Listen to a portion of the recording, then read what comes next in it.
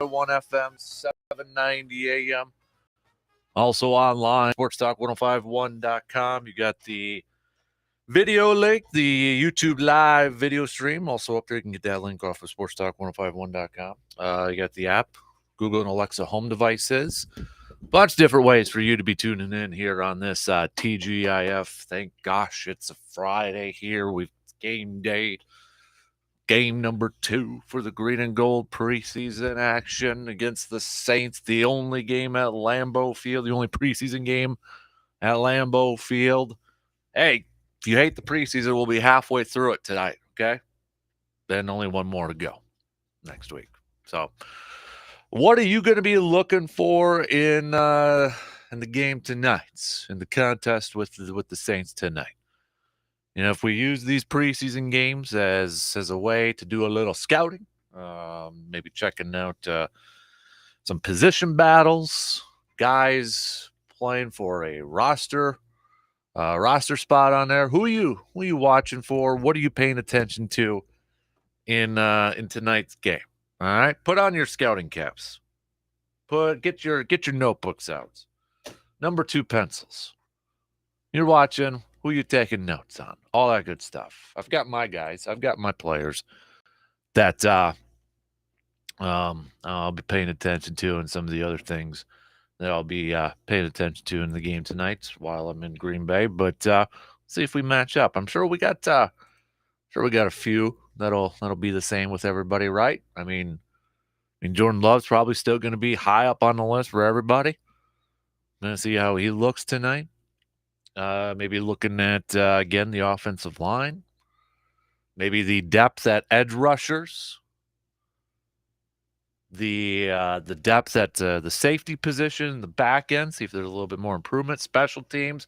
Honestly, a lot of it is probably the same from week 1. Let's not kid ourselves here. Probably the same stuff. A lot of them are the same ones there.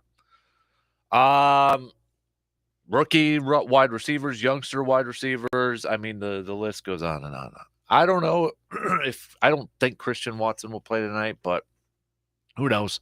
Could be completely wrong in that. But the fact that, he really didn't do, sounds like, team drills against the Saints, I'd be surprised, I guess. I'd be a little bit surprised if he'd go out there tonight and get some game action. But, hey, you never know.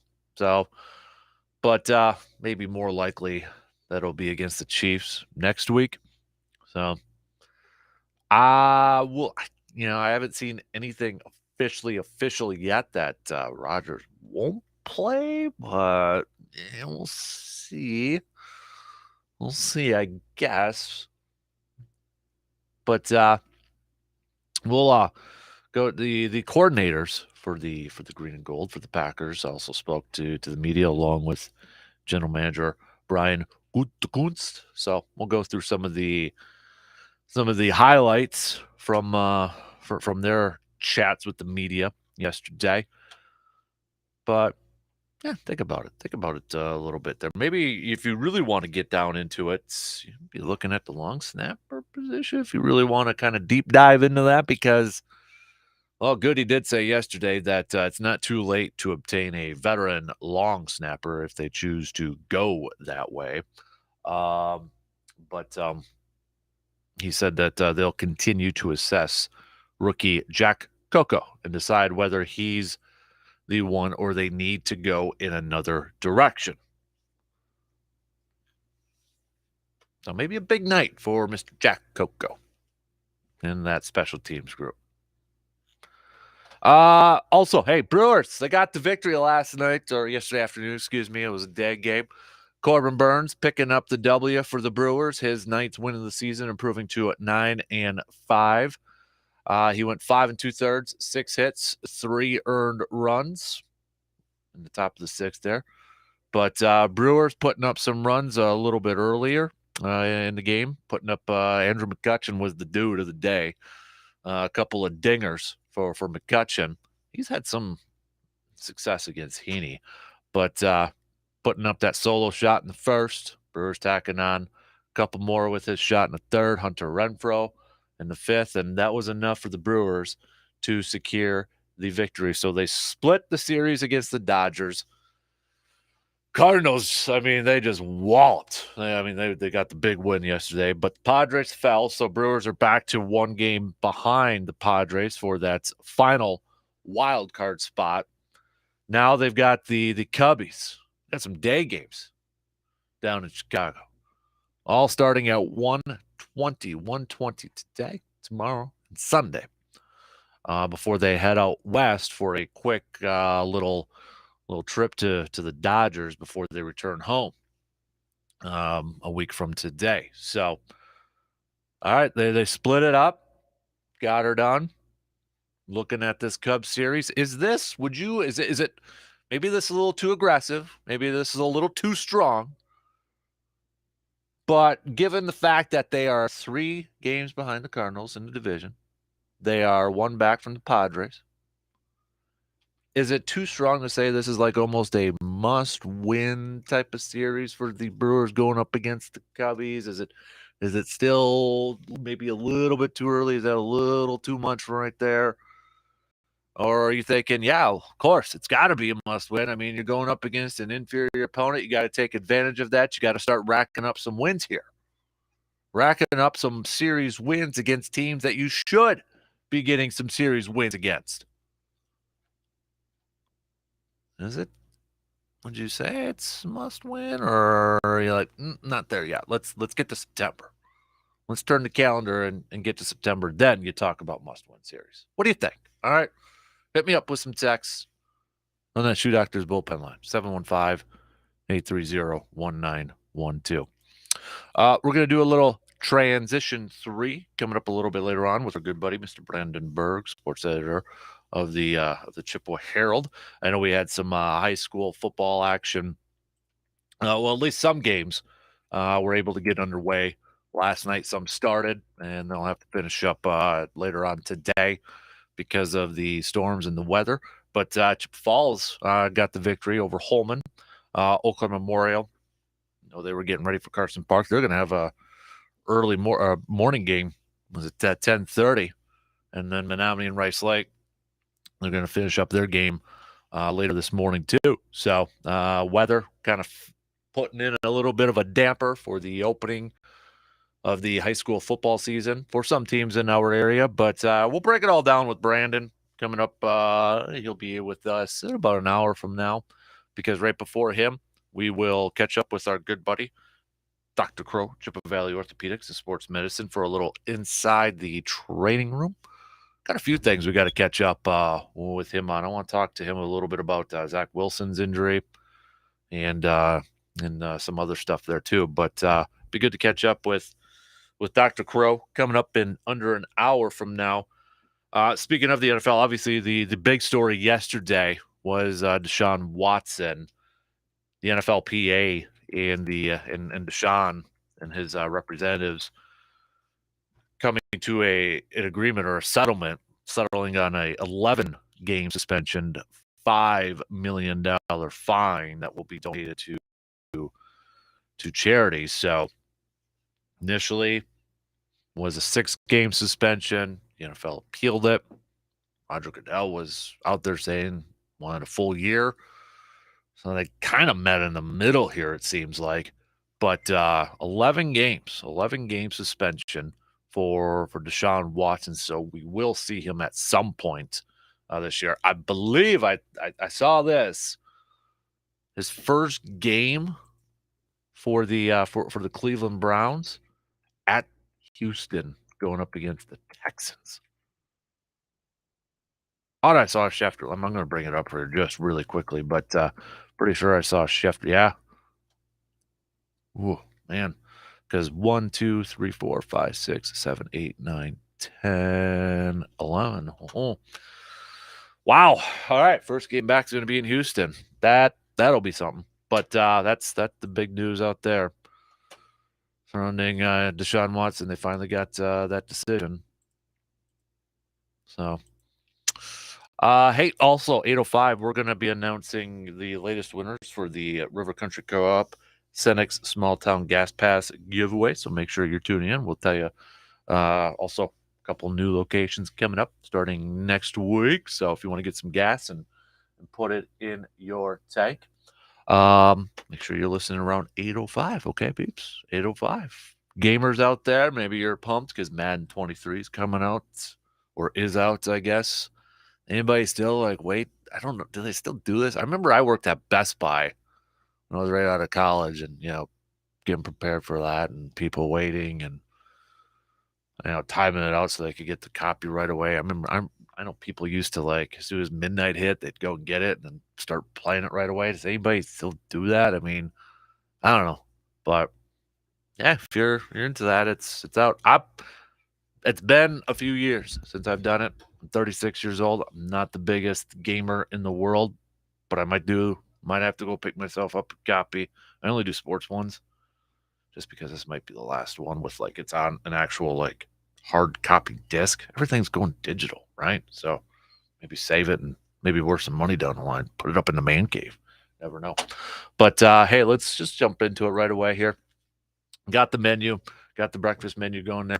Let's get into it. We're going to switch it up here a little bit.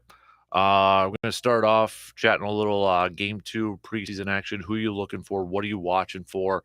That sort of thing. Then we'll get into the Brewers, recapping the win from yesterday, looking ahead to the series against the Cubbies. Is it too early? Is it too too aggressive to kind of say that this is a must-win series going up against the Cubbies because it's an inferior opponent and got to take advantage of these series. You got to win these series. Knowing then, you got another date with the Dodgers right after this. Can't fall too far behind in the chase for either a wild card or division at this point. Is that a little too much to say right now? What are your thoughts? Hit me up with some texts, tweets at DANKASPER, Facebook.com/Kasper Sports, all that stuff too. So, but let's jump right into it this morning. Just a little football to get this going. Who are you watching? What are you watching for the for game 2 tonight? Preseason game number 2, the only one at Lambeau Field. Probably the same. I'm sure a lot of it will be the same as week 1, but maybe there was something you saw from the first game that you want to see maybe improved or a little bit better, or you're intrigued about game 2. Let's talk about it. We'll be back after these quick words. Got a take on today's topics but can't call in? Then hit us up on Facebook, Twitter, or the text line and let your fingers do the talking. Football season is here, and if you're like me, it's got me thinking about the good old days. Friday night lights, touchdowns, cool fall weather, and those old sports injuries. Let me ask you a quick question. Are you still dealing with some pain from those old sports injuries? Is that pain still bothering you?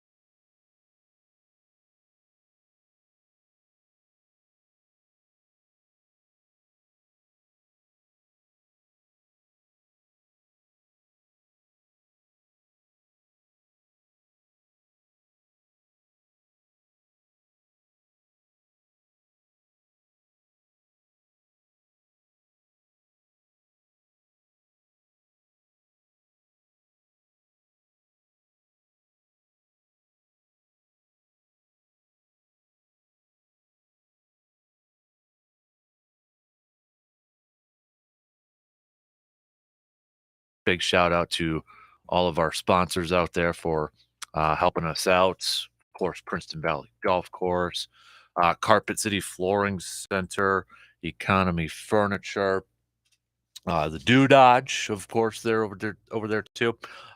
Jade Excavating, shout out there. We've got Park Ridge Distributing, Service Master, shout out Clay, VFW Post 305, Myron Construction, big thanks to Myron Construction, Wisco's, Wagner Lanes and Complex, Pro Valley Auto Glass, Shields, Sam Adams, Spectrum Industries, and Chip Falls are donating a sweet gaming chair. Hey, man, people, gaming chair, boom, right there. And Hy-Vee is doing the lunch up there. Phil's going to be on the grill. He's got some brats. He's got some Dan Good Burgers. He's got some, G-Man, you like this, some Bush Apple brats they're going to be grilling up. Some Goose Island brats they're going to be grilling up. So a lot of good stuff. Cannot wait until next Friday for the second annual Kasper Classic. Going to be a lot of fun. Going to be some good stuff out there, baby. All right, let's got a couple of texts to catch up on. Speaking of G-Man, hope to see you and Hudson on TV tonight. Brewers will sweep the Cubs next Friday, the Kasper Classic. Yes, sir. Another text here. We've got, I want to see our defensive line battle. Our receivers, not Grenade. I mean, Grenade. Is that supposed to be great? I just want to make sure that's great. Our receivers, not good play by Jordan Love.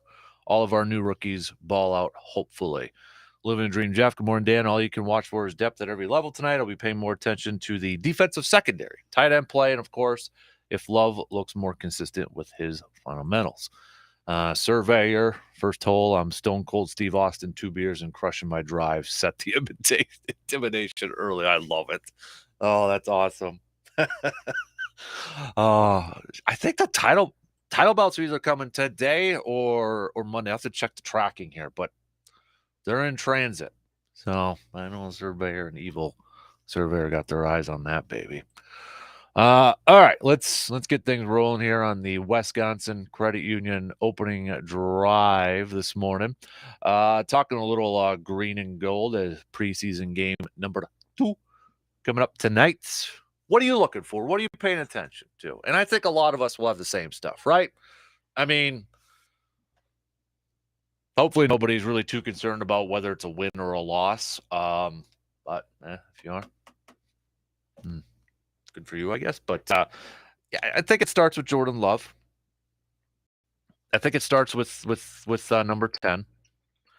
That's the big thing. We're all looking at Jordan Love, right? We're all looking for maybe some more consistency, see if his play continues to elevate, continues to get better, stacking that success with him. So a lot of us are all going to be looking at Jordan Love out there. Again, I haven't seen anything official. I know some teams, getting into or leading into their second preseason games, they've already said their quarterbacks are out or so-and-so is not playing. I haven't seen anything official yet with Aaron. But, Jordan Love's going to get the majority of reps anyways. That's for sure. So, I just we want to see that consistency. We want to see that success, right? So, got that. I want to continue to see Tyler Goodson, see if he can kind of run away with that third running back spot. Hill still on the PUP list. I mean, it sure seems like Green Bay's probably going to keep him on the PUP heading into the season. Tyler Goodson, the undrafted kid from Iowa, he really looks like, he was on my watch list at the beginning of the year, but, I was kind of like, oh, this is an intriguing one. And then after game 1, he really displayed some good vision, catching the ball in the backfield. He looked like an old school, typical third down kind of running back. Reminding me a little bit of Tony Fisher back in the day. Remember Tony Fisher, early 2000s and such. So I want to see Tyler Goodson continue to, again, we use this term stacking success. Obviously the wide receivers, my question is, a lot of talk this week about the wide receivers, right? A lot of talk about the wide receivers, these young wide receivers, and the whole Aaron Rodgers thing. Well, if Aaron doesn't play today, I mean, how much do we kind of really deep dive into their play? I mean, obviously we're going to be paying attention to them and seeing how they do, but it is a little bit different from Aaron to Jordan Love. But I think we want to see, Romeo got the touchdown last week, but had an easy drop, the completing the catch that led into an interception. Probably want to see more consistency from Romeo, right? We want to see that. I don't think Christian Watson will be playing tonight, but you never know. But if for some reason he is out there and he is getting some reps, you want to see him, maybe make some plays out there too. But definitely with these Juwan Winfrey, you want to see these guys, taking the most of their opportunity out there, getting those reps, playing at a high level. So of course, those younger wide receivers. Offensive line, Adam Stenovich yesterday, offensive coordinator, said Jake Hansen is kind of paraphrasing here, but he said he's one of the guys that's had probably one of the best camps of anybody so far. And leading into the preseason, leading into training camp, you're looking at the roster, right? And you're kind of thinking of like, okay, who are some dudes maybe on the bubble or maybe won't make the team or maybe they're on the outside looking in. Well, Jake Hansen was one of those guys for a lot of our listeners out there. And right now, he looks like a guy that's locked to make the roster. And I think what's helped him out, we looked at him as a backup center, and he still is a backup center. But what has helped him out really is he's been playing guard, and he's been getting a ton of reps at that guard position. So I want to see the offensive line kind of going out there and getting more experience, getting more reps, because outside of Elton, a lot of these guys still fairly young. A lot of John Runyon Jr.'s played a lot of snaps. Royce Newman got some experience last year. Obviously, Josh Myers last year too was banged up though a little bit. But for the most part, the offensive line that's going to be going out there and playing at the beginning of this game tonight, those are youngsters that could probably still use a little bit more seasoning in certain points. But we want to see that offensive line go out there and play at a high level too. Defensively, back end, right? Safeties looked awful against the 49ers last week. Let's see if anybody or a couple players can kind of step up, take control, maybe try to solidify themselves as the favorites for the number 3, number 4 safety. One corner that I'm kind of intrigued to watch is John Charles. He had a great game, I thought, against the 49ers. And if you look at the depth chart, he's probably the 4th corner on here. We all talk about the trio of Douglas and Alexander and Stokes, but I think maybe we got to okay, who's the 4th corner? Who's going to be that 4th corner in case there is an injury at some point? Who is going to be that guy? So I look at like a John Charles. A little bit smaller corner. He seems like more of a typical nickel corner, but he made some plays last week against the 49ers. It's like, all right, let's see it. Because remember, Chandon Sullivan, he's across the border. He's with Minnesota over there. So I want to see some of those other corners kind of step up and making some plays. And maybe we can kind of figure out who's going to be at the back end of that depth chart for that cornerback spot. And then a guy who has had just a fantastic week. If you look at all the reports and you're following the reporters online on Twitter who have been at practice every single day, Kingsley Enagbare, guy has been just ever since the 49ers game. Had a sack, made some plays in that 49ers game, and he had been pretty quiet leading up to that game. Has had a pretty darn quiet training camp leading up to that game. So this week, he has been making a bunch of plays. I think it was Bill Huber, who covers the Packers, said, is it possible for a guy to have made the team just after a couple days in practice or a few days in practice? If that's the case, Kingsley might be that guy. So I want to see him. Can he continue to have a few good days here? Can he continue to do that tonight, getting after the quarterback and really solidifying himself as that number 3 edge rusher, perhaps? Another edge rusher that has kind of been having a good week, and he's been talked a little bit more about. Kobe Jones. You're like, who? Yeah, Kobe Jones. So this Kobe Jones, he's a first-year player out of Mississippi State. He was signed by the Packers on May 9th, but he's a first-year player, was originally signed as an undrafted free agent by the Falcons last year. And then after being released by the Falcons at the end of training camp, he spent some time on the practice squad with the Dolphins and the Titans this offseason. He participated in the Packers rookie minicamp, kind of a tryout basis.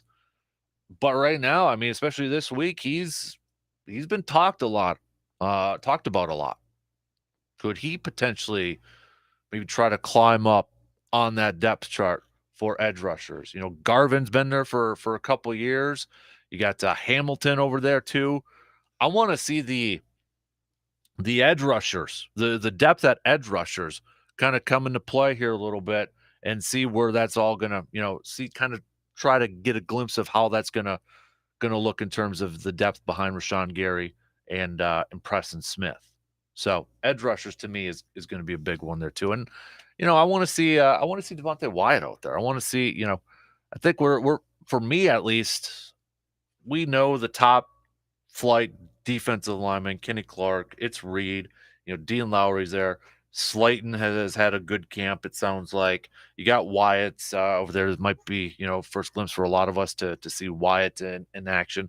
I want to see that too. And I want to see the inside linebackers, if Quay Walker goes out there, and I know Joe Barry yesterday said that Quay Walker, it's starting to, he's gotten better like every single day since camp opened, a little bit more comfortable out there. We'll see if he gets some more snaps, maybe continues to get a little bit more comfortable out there. But, Isaiah McDuffie got a lot of reps at the beginning of the game against the 49ers last week. Is that going to continue? Chris Barnes, that sort of thing, really kind of solidify the two deep there at inside linebacker. So, but yeah, we can look at a lot of different things. And heck, all right, let's see special teams coverage, right? Let's see the special teams coverage. We mentioned the long snapper situation. Bunch of different things that we can be looking at if we're playing a little NFL scout, little football scout out there. So I think, we'll have a lot of the similar things that we're all looking at in this game. There's a lot we could be looking at. And there's no right or wrong answer in this whole thing. So, but a couple comments from yesterday's pressers. Goody, Packers GM, talking about Romeo Doubs. Romeo Doubs has had an excellent first training camp. They're still looking for consistency, but that Doubs can definitely help them this year. Also, we mentioned what he said about the long snapper situation. He also said that on Jordan Love, I think he's recognizing things faster and he's letting the ball rip. Not a whole lot of stuff did really came out of some of the pressers from yesterday. Nothing like earth-shattering or groundbreaking or anything dramatic like that, if you will. So, but some other comments to kind of go through here. As we mentioned, Stenovich says that Jake Hansen has had one of the best camps of anyone on our offense. He says Hansen got his hip fixed and looks like a different guy. He has an ability to play any inside position. Hopefully he does a good job over the next preseason games and proves that. Stenovich also on Jordan Love, when he was asked what he wants to see Jordan Love improve on the most in tonight's game. I think at the beginning of the game last week, he missed some easy throws. So I'd like to see him come out hot from the starts. And Stenovich was a little bit open about Yash. Some of you kind of threw out the question or the possibility, would you put Elton Jenkins at left tackle and move Yash over to right tackle if Bakhtiari doesn't go at the beginning of the year? Stenovich said that his fundamentals aren't as good on the right side.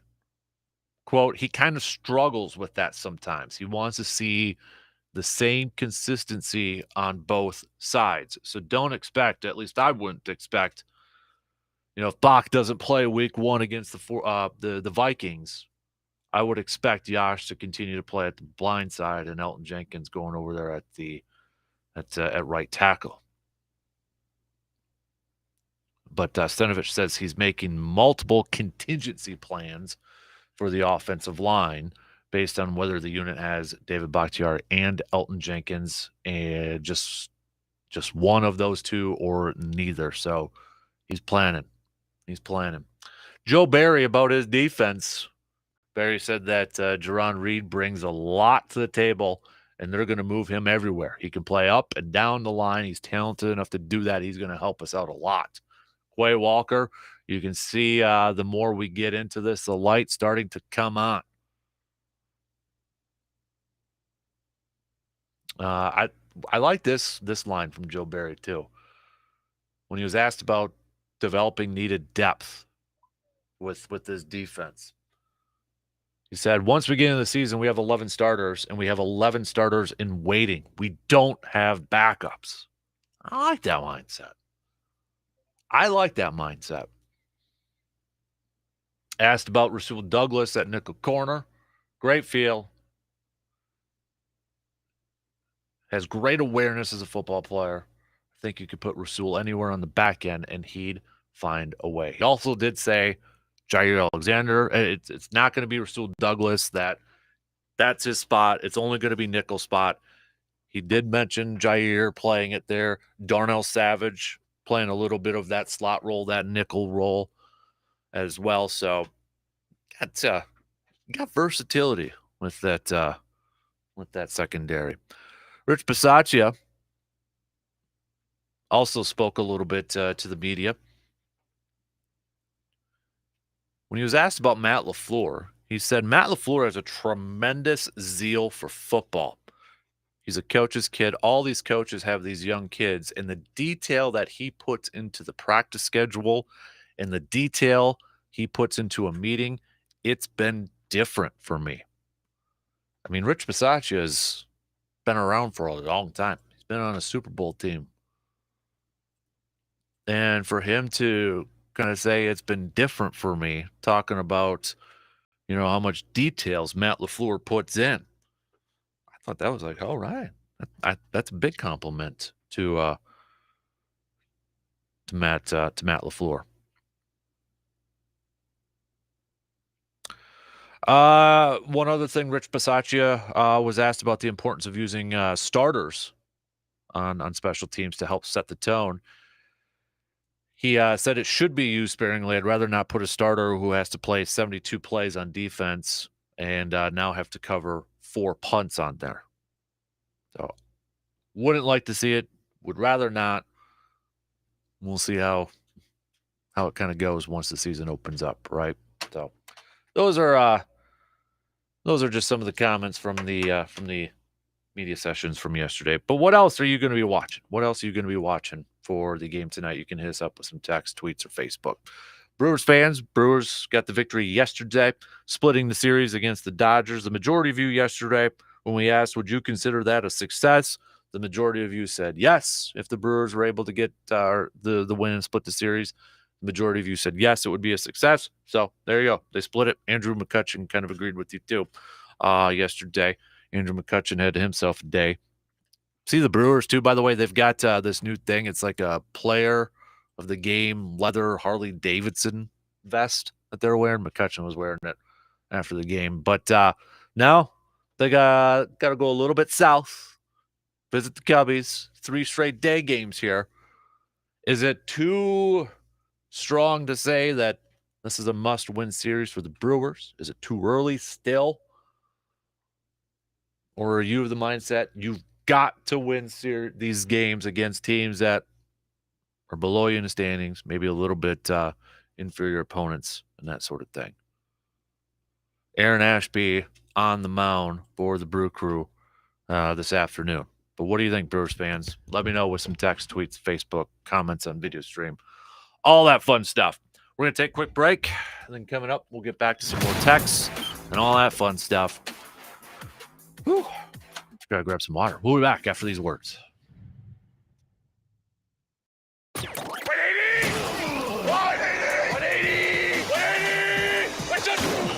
The Dan Kasper Show will be right back. With the changing of the seasons, is that also getting you in the mood for changing up things around your home? But you probably got two questions on your mind. Where do I go to donate some items? And maybe where do I find some different items for my home? Easy. Chippewa Valley Habitat for Humanity Restore. You can do it all in one stop at the Chippewa Valley Habitat for Humanity Restore. You could donate your couch and decide to go with a couple of recliners that you found at the Restore to change up your look. And the best part of all this is that your donation and your purchase goes to helping fund home builds for families in our area. Habitat for Humanity.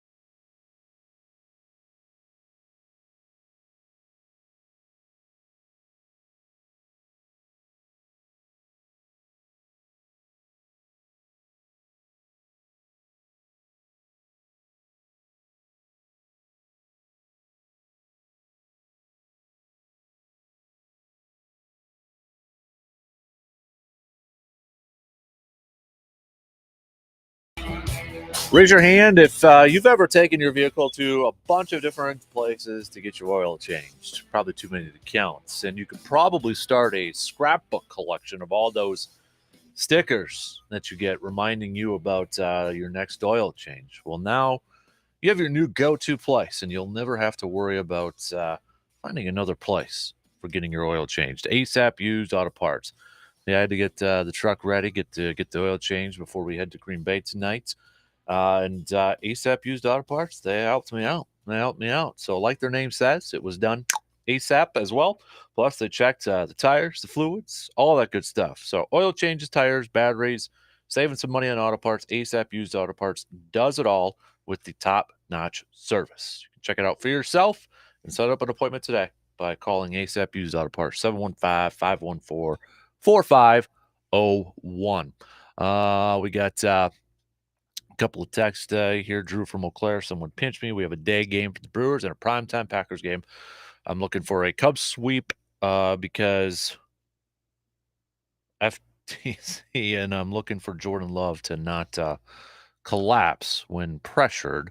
From Chad, good morning, Captain. Do you think Dave Bakhtiari will ever play another down in the NFL? I do.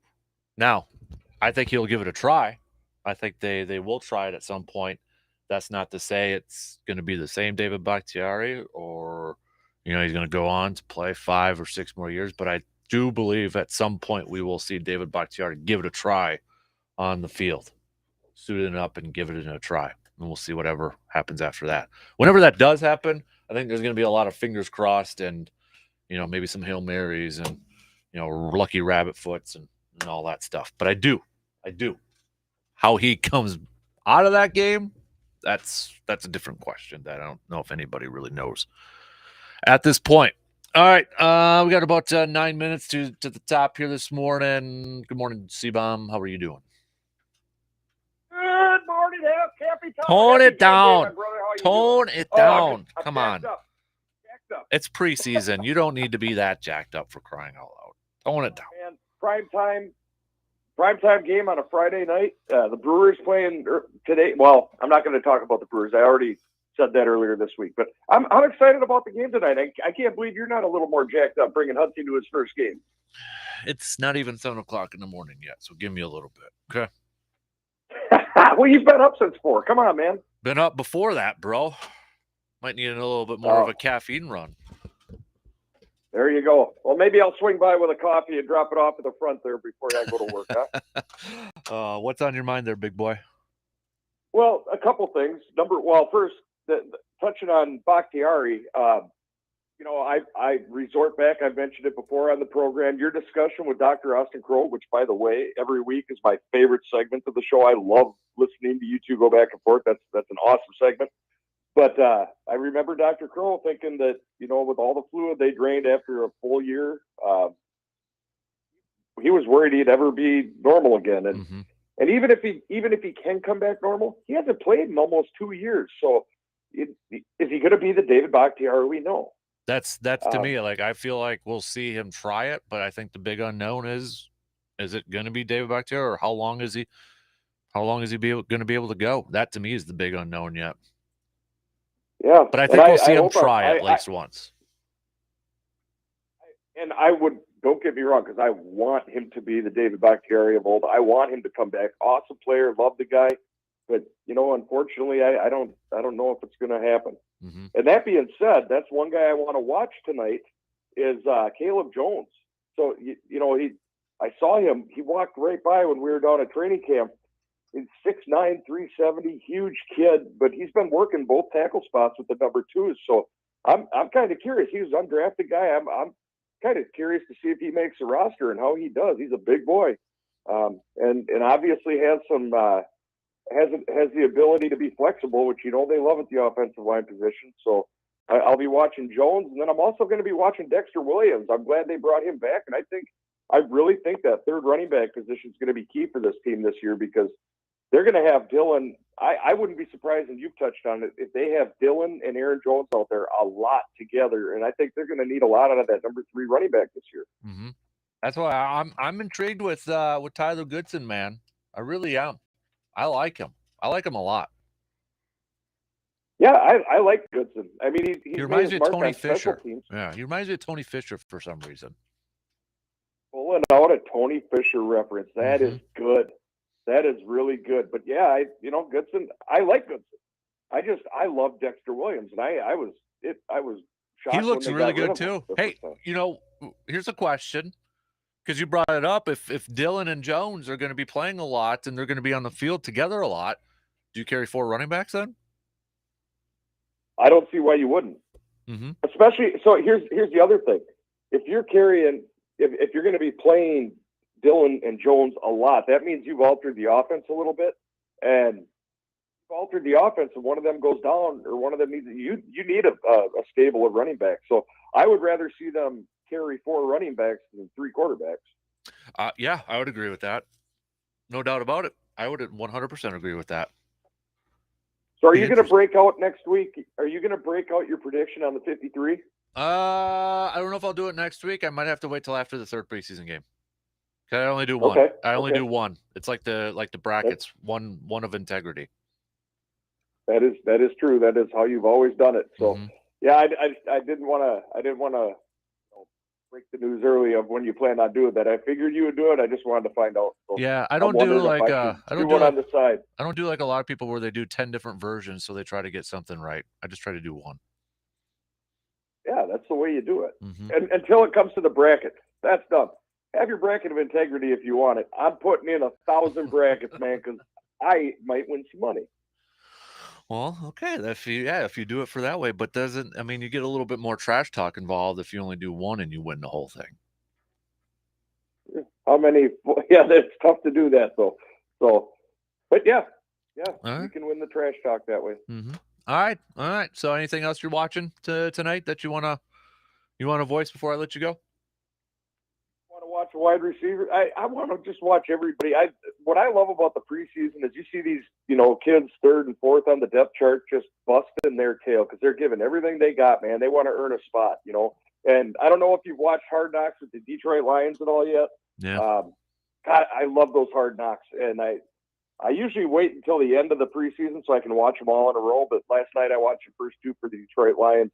I'll tell you what, I love watching the kids scrapping to make that roster. They're trying to live their dream, and Jamal Williams is hilarious on there, by the way.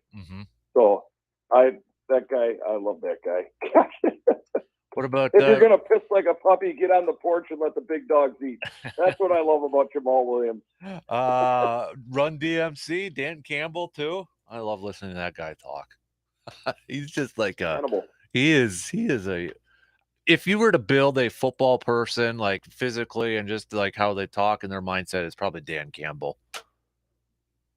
It is. And he's legit, man. I like that guy. And unfortunately, I think he's going to turn that team around. They got a lot of former players on that coaching staff. Deuce Staley, he's fun to watch in that show too. So that's an awesome show. If anybody hasn't got it, jump on HBO Max, do like me, and get a 1-month subscription to it and watch them all. Yeah, I've been watching it now too. So, all right, dude. Hey, appreciate the phone call. Have a good weekend, buddy. Right on. You have a great time tonight, and make sure you take a lot of pics and post them from Hudson. I'm fired up for you. You guys have a good time. Thanks for having me. You got it. Appreciate it. There you go. There's C-Bomb hopping off. But yeah, he's right. You look at the Lions. Do Staley, remember JT Barrett's on there now too. Remember the old Ohio State quarterback? He's an offensive assistant. Mark Brunell is even over there. Got Aaron Glenn, their defensive coordinator. So yeah, they've got didn't Randall L wasn't he on there? Is he still on there? Can't remember if he is or not. But yeah, he is. Antoine Randall right there. That works. Hey, Kasper, you're all decked out in your green and gold today. Why? You feeling the season as we get closer? Yeah, I know, but are you feeling I was even just preseason? testing you to see if you knew if there was a game tonight. Of course I do. It's preseason. I love the preseason. This know. is Hutsy weekend, right? You guys are Lambeau. Tonight, yeah. Yeah, Nope. That's what I figured. Nope. You better let me know what he likes it. Did he wake up excited? Is it like Christmas in the house? He's been at grandma's the last couple of days. Okay. Helping because they got 2 little kitties, so he's been helping babysit. So now does that mean one of those kitties is coming home? Because that's what happens. Yeah, shake your head all you want. I have a cat in the house, and we got one already. And yesterday was not a good day. Why? Because yesterday morning, I'm getting ready and all that stuff, and I noticed something on the cat's back end. Oh yeah, you had to go in and do a little poop surgery. Anal gland ruptured. Oh, that's worse. Yeah. Yeah. It looked like a war zone back there. Oh no! So what happens? You throw down the tarp and go to work and hope for the best, or we took it to the vet, butt shaved, cleaned up, and all that stuff. Yeah, So, yeah. That's a rough start to the day. Exactly. So nice. But that's where we don't need another cat. Okay, fair enough. I'll give you that one. Yeah. Well, you guys are headed just to Green Bay for Titletown action, but there was a couple of guys that got together, 3 guys. They now hold a world record. So they visited all 50 states. How many can you check off the 50 list? That I visited? Yeah. Oh, it's single digits. Okay. Are we counting the one we live in? Yeah. Wisconsin, Minnesota, Iowa, Illinois, So New you're York, staying pretty landlocked. New Jersey, there Pennsylvania. You go, East Coast. That's it. Okay, so you got 7 out of 50. Yeah. Well, these guys, they were buddies in Austin, Texas, and then somebody from Minneapolis. They all decided to start their trip, and they wanted to visit all 50 states in record time. So they started in Vermont, hopped in at the Green Mountain State in a car. Then they wrapped up with flights to Alaska and Hawaii. Those are my 2 holdouts. I haven't been to Alaska and Hawaii, but I've done the lower 48. Mm-hmm. So they wrapped up Alaska, Hawaii flights, wheels down, breaking the record. Take a stab at how long they went. All 50 states in 12 days. 5 days, Oh, good 13 Lord. hours, 10 minutes. That is a whirlwind trip. See, I think I could do the mini golf one. I can't do that one. No? And well, if you were going to go on this trip, who are you taking with you? That one I need to think about a little bit Not more. the cat. No. Be a dirty Not a trip. lot of people, probably. That'd be a solo adventure. Yep. YY Eau Claire, W286CK Eau Claire, Sports Talk 105.1 and 790 AM. Sports Talk 105.1 with the very latest local news. Well, Larry Locken wants his stuff back. He's serving 9 years in prison for stealing, and we'll have more of this story with 715 Newsroom coverage in John DeMaster about what he asked the judge earlier this month. Locken, who's serving 9 years in prison for stealing over $1 million from county taxpayers, asked the judge earlier this month to return the things taken from him during the investigation. Some of those things were taken 6 years ago. Locken has about 3 years left on his sentence and has yet to repay the county for all the money he stole. I'm John DeMaster. In Trumpelow County, it seems a man who was out checking hunting land on an ATV was located, appeared to have struck an embankment, and was pinned underneath that ATV, pronounced dead at the scene after Trumpelow County sheriffs received that report after he hadn't returned home for a day. Deputies continued to search that area near Lindbergh Lane, where they found the man. No foul play is suspected. On the political stage, it seems support is heating up for marijuana in the state. The latest Marquette poll finds strong support for legalization of marijuana in Wisconsin, as poll director Charles Franklin says there's something interesting about these numbers. The interesting thing here is not that it's strongly net favored, 69% in favor, but that we have crossed the point where half of Republicans favor it, 51%. Franklin said this marks the first time that more than half of respondents identifying as Republicans were in favor. Among Democrats, 81% in favor, independents chiming in with 75% thumbs up. You probably won't take that dip in Lake Altoona this weekend either. 42 days and counting for the beach closure there, and that's because of an algae bloom that closed the beach. DNR biologists say it's been a particularly bad summer for algae. The old record for an algae-related closing was 28 days, so splashing past that. Let's go to the Diamond. The Brewers split their 4-game series with the Dodgers after earning that 5-3 victory in Milwaukee. Here's the Brewers manager saying the bullpen came up big. Every day I thought we did a nice job and guys filled their innings and did their roles. So, but today more of the same. Really good effort from the pen for sure. Of course, Milwaukee improved its record to 63-54. We recently tried to call a truce around here. Casper, let's learn to get along, maybe temper down that ego a little bit. I walked in here and it's Friday, looks like. But today more of the same. For Sports Talk 105.1. I'm Morgan McCarthy. Today will look very similar to yesterday in that we'll have some intervals of clouds, even a little bit of sunshine in the mix. However, we will have those chances for some showers and storms sporadically throughout the day. Temperatures will climb to about the mid to upper 70s, so a little on the cooler side than yesterday. Otherwise, isolated showers in store for tonight with mostly cloudy conditions and lows into the low 60s. I'm Skywarn 13 meteorologist Mike Dandria. Students at the Colleges of Agriculture at UW-Madison and UW River Falls will be working with new leaders as the fall semester starts. Let's take a look at some farm news on this Friday morning on Sports Talk 105.1. Now, already on board as Dean of the College of Agriculture and Life Sciences in Madison is Dr. Glenda Gillespie, a longtime biochemistry professor and department chair from Virginia Tech University. And at the College of Agriculture, Food, and Environmental Sciences at River Falls, longtime dean Dr. Dale Gallenberg has announced his retirement, while his official replacement will not be named until sometime next year. His official retirement date will be December 31st, but Gallenberg will be taking leave and actually finish his tenure at UW River Falls on October 1st. Already named as the interim dean starting on October 1st is Ag Engineering Professor Dean Olson.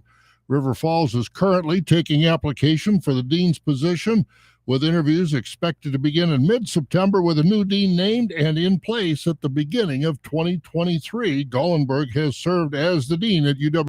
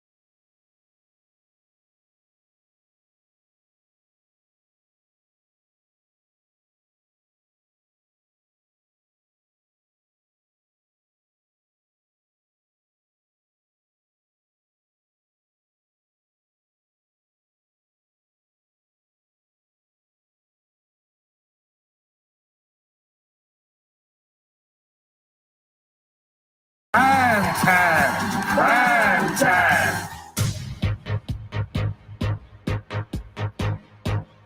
Second hour kicking off on this Friday morning. A little TGIF action coming at you. Appreciate you tuning in wherever and however you're tuning in. We're going to get back to a little football talk later on. What are you going to be watching for in preseason game number 2 tonight? Brewers splitting the series yesterday afternoon against the Dodgers, and now they begin a 3-game set just a little bit south of them in Chicago against the Cubbies. All-day games, 120, 120, 120 for the next 3 days, too. So we'll take a look at that with our good buddy Brandon Berg. And we got the high school football season kicked off for some teams yesterday with the weather, but I know Chi High was able to get it in, so they got the win. Menominee and Rice Lake got it started, but they'll finish up later today. Memorial wasn't able to get it started yesterday, but they're going to be playing this morning here in a couple hours to get things going or finished up. Before all that, though, it's time to check in with our good buddy, Mr. Austin Crow, Dr. Austin Crow, Chippewa Valley Orthopedics and Sports Medicine. Happy start to the football season, sir. Good morning.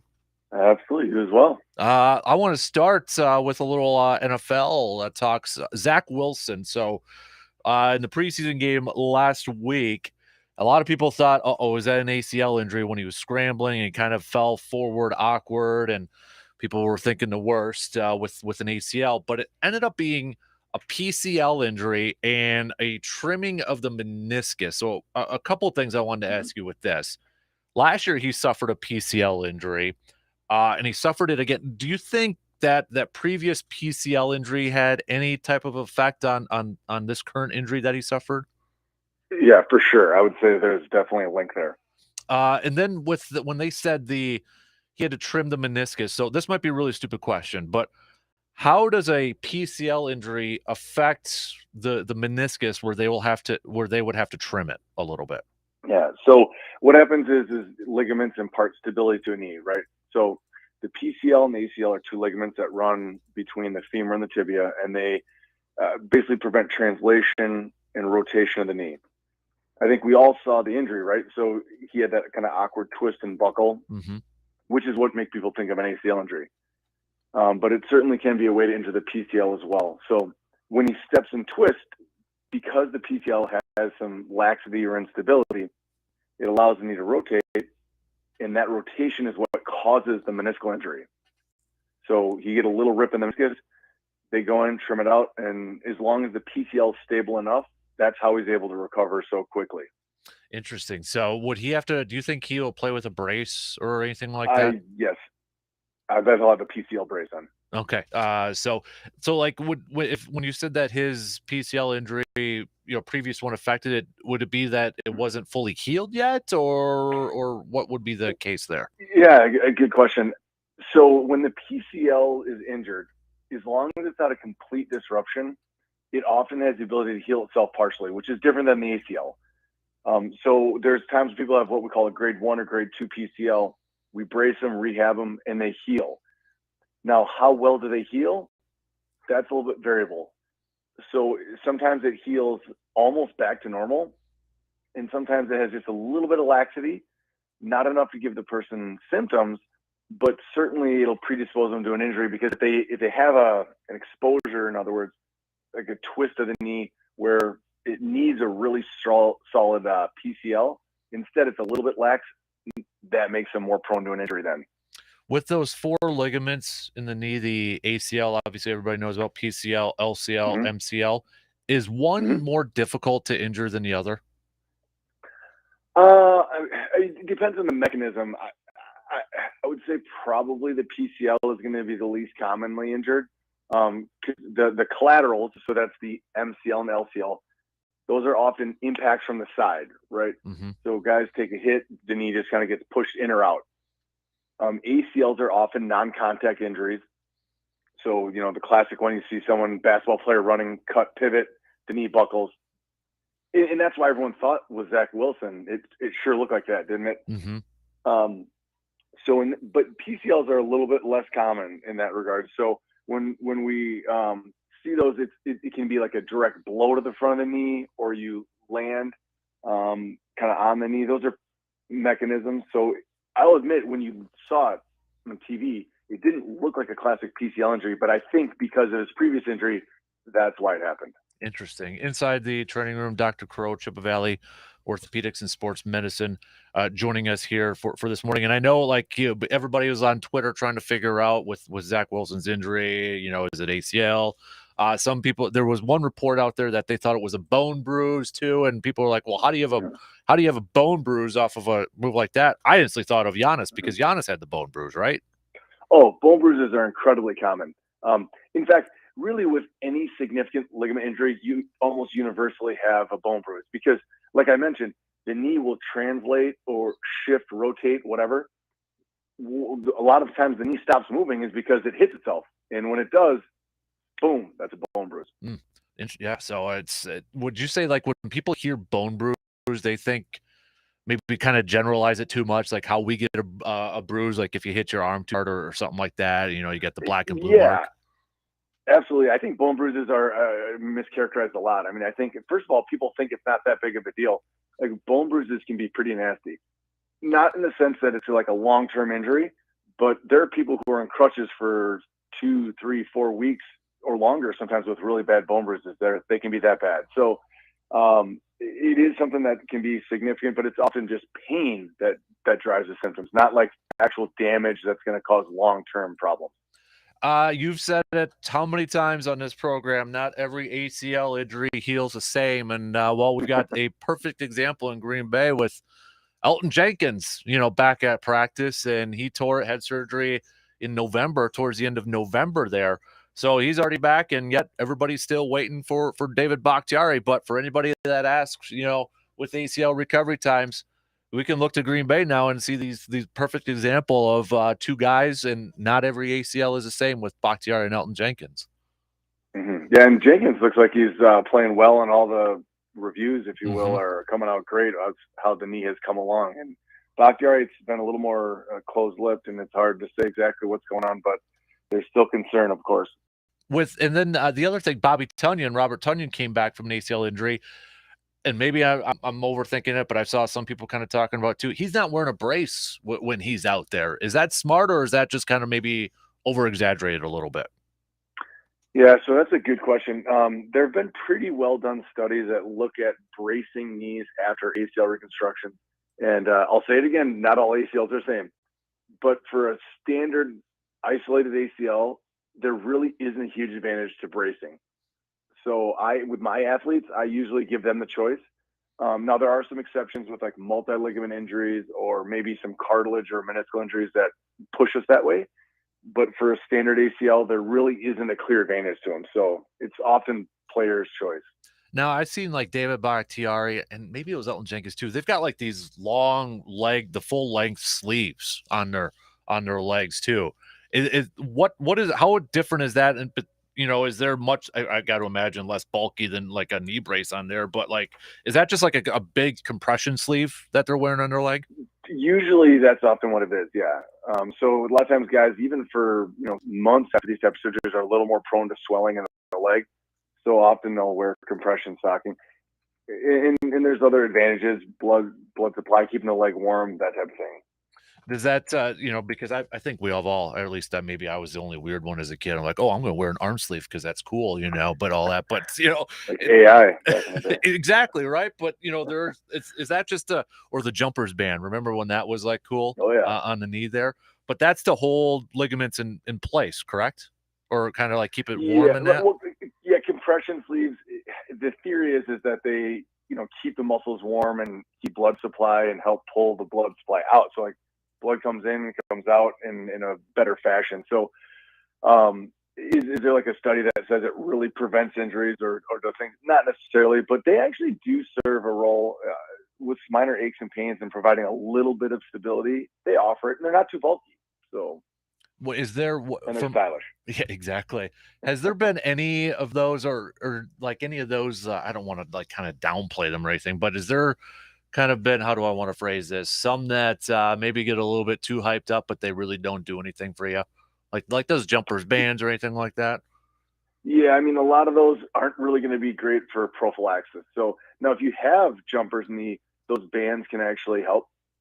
But if you just like a standard player without patellar tendonitis, which is what jumpers knee is, it doesn't really provide any benefit. Interesting. All right. So we got how do you think your Vikings have looked so far there, sir? You getting excited? There's been some ups and downs. We were training against the Niners. I think it was yesterday, and there's some clips I was watching, highlights and lowlights, right? Mm-hmm. I think our offense is going to be real solid, but we've been solid for a couple of years now. So I think it's going to come down to how the defense performs. Hopefully having the edge rushers that we have this year that are quote healthy. Right. Let's hope. Yeah. That's going to be a huge game changer, I hope. So I'm optimistic, as always. Yeah. All right, Dr. Crow inside the training room, Chippewa Valley Orthopedics and Sports Medicine. Appreciate the time as always, as we had a caller this morning saying it's his favorite segment of the week. So appreciate your time as always, buddy. And you have a good rest of your week, okay? Yeah, you too. Take care. You got it. There you go. There's Austin Crow, Chippewa Valley Orthopedics and Sports Medicine, for a little inside the training room. B, let's bring you on right now there, sir. Little prep action. So Chippewa Falls got their game in for high school, but they were at home, and so they avoided the weather. It really seemed like a lot of the games that were either in Chippewa or Eau Claire or north. Mm-hmm. Kind of that's where the stormy weather kind of wreaked more havoc. There were some, like I know Spooner hosted Elk Mound up north in Spooner, and they got that game in. But Okay. I mean, there are other games. You mentioned Menominee and Rice Lake, I think. Also, Bloomer and Somerset was postponed till tonight, and there were some others. So going back to a more traditional Friday. yeah, they kind of got the Friday game they initially had scheduled out of it. But yeah, I mean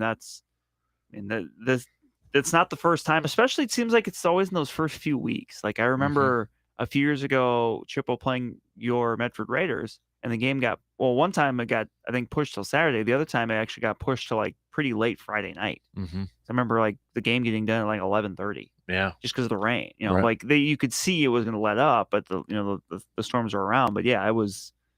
Yeah, the Mother Nature, especially earlier on in the year, likes to make her presence known and remind you she's still in charge. Yep, exactly. It rained and then maybe snow and cold at the end of the season. I've been through all of it. So Chi High, that was win right away. Is there high expectations for this team this year, or what?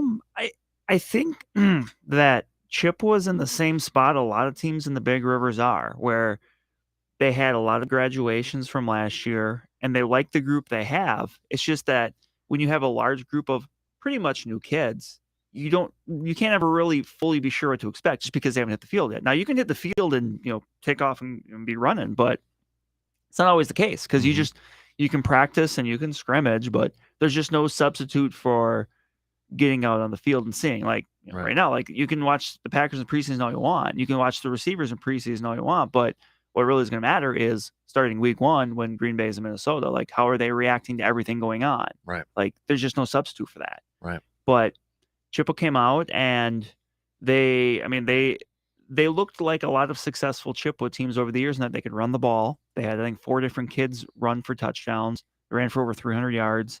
And defensively, they were stout. They allowed less than 100 yards in the first half. Got a couple turnovers. The Chi defense is always good. Mm-hmm. So I think early on you kind of see some of the things that they're usually pretty good at. They're going to have another tough test though next week. They host DC Everest on Thursday, and Everest scored a big win, I believe, over Green Bay Preble to start the year. So that is a big one. Yeah. I mean, that's that'll be a good kind of lead in, because then once the Big River season gets here, Chippewa starts with Hudson and Menominee. The way their Big Rivers is, there's really no downtime. But when you're starting with two of the two preeminent contenders, like it's kind of like you jump into the pool for feet first, right? So exactly. But yeah, they were able to get one on to start off here. So that's and it's just always good when you have a younger group like that to have some success early. Mm-hmm. You want to build wins. You kind of want to stack success, as some people say, and early on they've been able to do that after the first game. So does 8-man start next week? Next then? week, yep, Okay. yep, yeah. Next week they get going. So that'll get going. A lot of obviously between the Central Wisconsin West and East Conference, which the best way to think of it is just think of it like the West and East Clover Belt, where you have these two kind of divisions within a conference almost. Mm-hmm. And there's been some realignment there. So it's McDonald, Cornell, Lake Holcomb, New Auburn, Bruce, and Prairie Farm. In the East is Gilman, who won the conference title in the West the last few years, now moves to the East. Okay. With Thorpe, Greenwood, Owen Withy, Athens, and Alma Center Lincoln. Is this the first year for Thorpe in 8-man, or? They did it last year, but they were a part of that group of teams that went 8-man for the first year last year. Okay. But they almost had to play like an exhibition schedule with it because they were later in the going of signing up for the process. So that was when Cornell and Holcomb were in the similar boat, where they all kind of put together their own conference almost, because there was a bunch of these teams that were in the same boat of we're going 8-man, but we're kind of stuck with a conference. Okay, how are we going to schedule these games? Because if you were in the Central Wisconsin West or East Conference, all of your games are scheduled already. Like you've got your conference games and you've got non-conference crossover games. Okay. So they kind of did it almost on convenience. It was like Thorpe, it was Holcomb, it was Cornell, it was Athens. I think it was Flambeau was in there. Teams that just kind of needed games, and they just said, hey, why don't we come together, play for a conference that create a conference together, that we recognize. I don't think it was WIA recognized, but WIA allowed it to happen. And just say, hey, now we've got, our kids can play for a conference championship. We can put together an all-conference team. Like they just couldn't do the playoffs because they weren't, fully in yet. That's I didn't realize. I guess I didn't know Thorpe was 8-man, which I mean, down the road is Stanley, which is like a powerhouse too. It's Sort of interesting. thing. It's Yeah. interesting how you see that, not just in football but other sports. But you're right, and it's just it's kind of different program year to year, and just kind of that by now kind of that mentality that certain programs have. Like you said, Stanley. I mean, Stanley's football. Like Right. there's certain sports. Stanley's good at football. Stanley's good at volleyball. They should have a really good volleyball team this year. They've had some really good wrestlers over the years. They've had some good basketball teams here in recent years. They've had a good run of having some really good track athletes too. So, there's just certain and you look at like Thorpe. When I was a kid, Thorpe was football and girls basketball. The football team was a game from state. My junior year, the girls basketball team went to state 3 out of 4 years in the early to mid 2000s. Now that's changed a little bit, where it's softball for sure. I think boys basketball they've had a pretty good run of it here, but it's just interesting how that just kind of changes over time. Right. And I know that the coach in Thorpe, Katie Stokes, is really working on trying to bring that back. And they had a really good year last year in their first year of 8-man. I mean, going into this year, I would think that between Thorpe, Gilman, and Athens, those might be your top 3 contenders in that conference. Gilman lost some really good players from last year's team. That was a game from state, but they still got some good ones. And we all know Robin Rosemary knows how to coach football. Yeah. So, that'll be interesting, especially if we get, because they play in the, I want to say like towards the back half of the schedule. Like, it could be a week 7, week 8, like Thorpe Gilman game with some pretty high stakes, which would be interesting.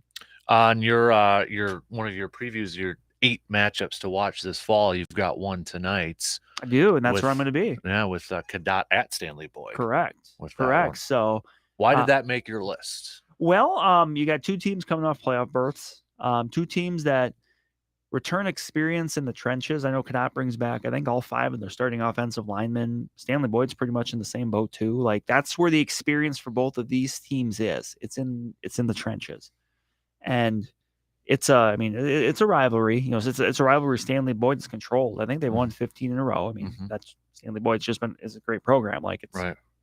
That's a big part of it. But expectations are really high for Cadott. Timing wise, maybe that was the last time Neil Eber was quarterback, so that's why Stanley lost. Well, that was before that. No, I was trying to. He was probably a little kid then. Dang it! Right, yeah. He was. I think his senior year was my first year here. Okay. So, but kids. These dang kids. Yeah, it's. I think it'll be a good matchup. I'm excited. I mean, I'm excited to see it. Like that's, through realignment, that's no longer a game that's played in the Clover Belt with Cadott moving to Dun St. Croix. But I'm glad they were able to still keep it on the schedule. Was it, and maybe I'm completely off, but like, wasn't it a couple of years ago, like football at Cadott was kind of like, there was a time it was a little bit further than that, because this is actually 10 years ago this year. It was 2012 where they played the first 2 games. And then they ended up having to cancel the rest of their varsity season. Okay. They didn't have enough varsity level kids. They had some younger kids, but they didn't want to be throwing freshmen out there to play the Regises and the Stanleys of the world. That's just that's not smart. Right. So they took a couple years off. They kind of rebuilt they played a JV and a C team schedule, and then came back. And they've been kind of making incremental growth ever since. Jeff Crucio was the coach the first couple years. They came back. Then Steve Mengel, and now Jeff Gadel, Cadott grad, who's doing it, and they've gotten a little better every year. The numbers are in really good shape. This year is the most kids they've had, I believe, since they came back from that little couple year hiatus. Okay. I mean, numbers are good. There's just no pun intended, but there's just a really good buzz with that program. Where they're coming off a playoff game. A playoff game they almost won. They should be a contender in the Dun St. Croix. Spring Valley's gonna be good again. I think Boyceville is gonna be really good again. You always got like Clear Lake and Turtle Lake who are contenders as well. But there's reason for excitement with that Cadott football team, and they're mentioning talking when I talked with you with Coach there, he mentioned that they got that taste of success, and like you either can kind of see kids go 2 ways. Either it's like, oh, okay, well. We were a playoff team last year, so we will be this year. That's not really always the case. Or these kids say, hey, we got a taste of success. Now we want more. Right. And he's been really pleased with how they've approached that, where they were, I think, 6-3 last year, 6-4. maybe with the playoff loss, but they're like, no, we want more. Like, Mm-hmm. and a lot of these kids, they're, maybe successful in other sports. A lot of them wrestlers, where obviously Kadot's had a lot of success on the wrestling mat. So they've kind of seen, hey, you keep working at it, you keep getting better. Mm-hmm. So it's good. I'm looking forward to that one. So last question, of all your previews and the trips that you made, was there one team that kind of surprised you, or like, oh, that's, maybe not surprised, but just really stood out to you in all your trips? I guess, if it wasn't Kadot, because that was one I would say, just because, I'm very curious about Cornell, because for an 8-man team, because I think to me, it's just really cool whenever you see like teams and communities embrace 8-man football. Mm-hmm. And Cornell and like Holcomb Co-op from 2013 to 2020, they kind of went their separate ways. They saw they were able to sustain solo 8-man programs, so you might as well. Right. And last year, it was tough for Cornell. It was their first year. They had a younger team. They only had the one senior. I think their first, they didn't have a ton of numbers, but this year they do. They're up to, I think, 22 kids, which is actually more kids than they had 10 years ago in their last 11-man season. Wow. Okay. So the numbers are there. The experience is there. There's some excitement there. Mm-hmm. And I think that's just really cool that, I always like seeing, teams or schools or programs that, maybe haven't always had a long track record of success, maybe have some. Mm-hmm. It's just fun to see, different people, getting wins and kind of getting the spotlight. And I'm kind of curious to see with them. Mm-hmm. Now, it doesn't start easy because they play Athens next week, and Athens should be pretty good. But there's excitement there, mm-hmm. and I'm kind of curious to see what they're able to do. A year older, a lot of those kids a year wiser, a year stronger, all that good stuff. And right. And watching them practice, they're they were focused. They weren't kind of going through the drills at half speed. They were practicing with a purpose. Mm-hmm. So I'm curious that division or that conference. I think Prairie Fire and McDonald are probably going to be your top two teams. In part because they bring back the most experience, mm-hmm. and they were both playoff teams last year. But after that, you kind of got four other teams that are pretty similar. They've got some experience, but they're going to have some younger kids, and maybe Cornell slots in as kind of the best of that group, which that could certainly be some wins on the schedule for them. Awesome. Good stuff. Brandon always does a fantastic job breaking it down for us. So we're going to take a quick break, and then we're going to chat some more Brewers. Brewers getting the split yesterday against the Dodgers. They now go a little south to visit the Cubbies. We'll take a look at that coming up in just a couple minutes after these quick words. You're listening to the Dan Kasper Show. Football season is here, and if you're like me, it's got me thinking about the good old days. Friday night lights, touchdowns, cool fall weather, and the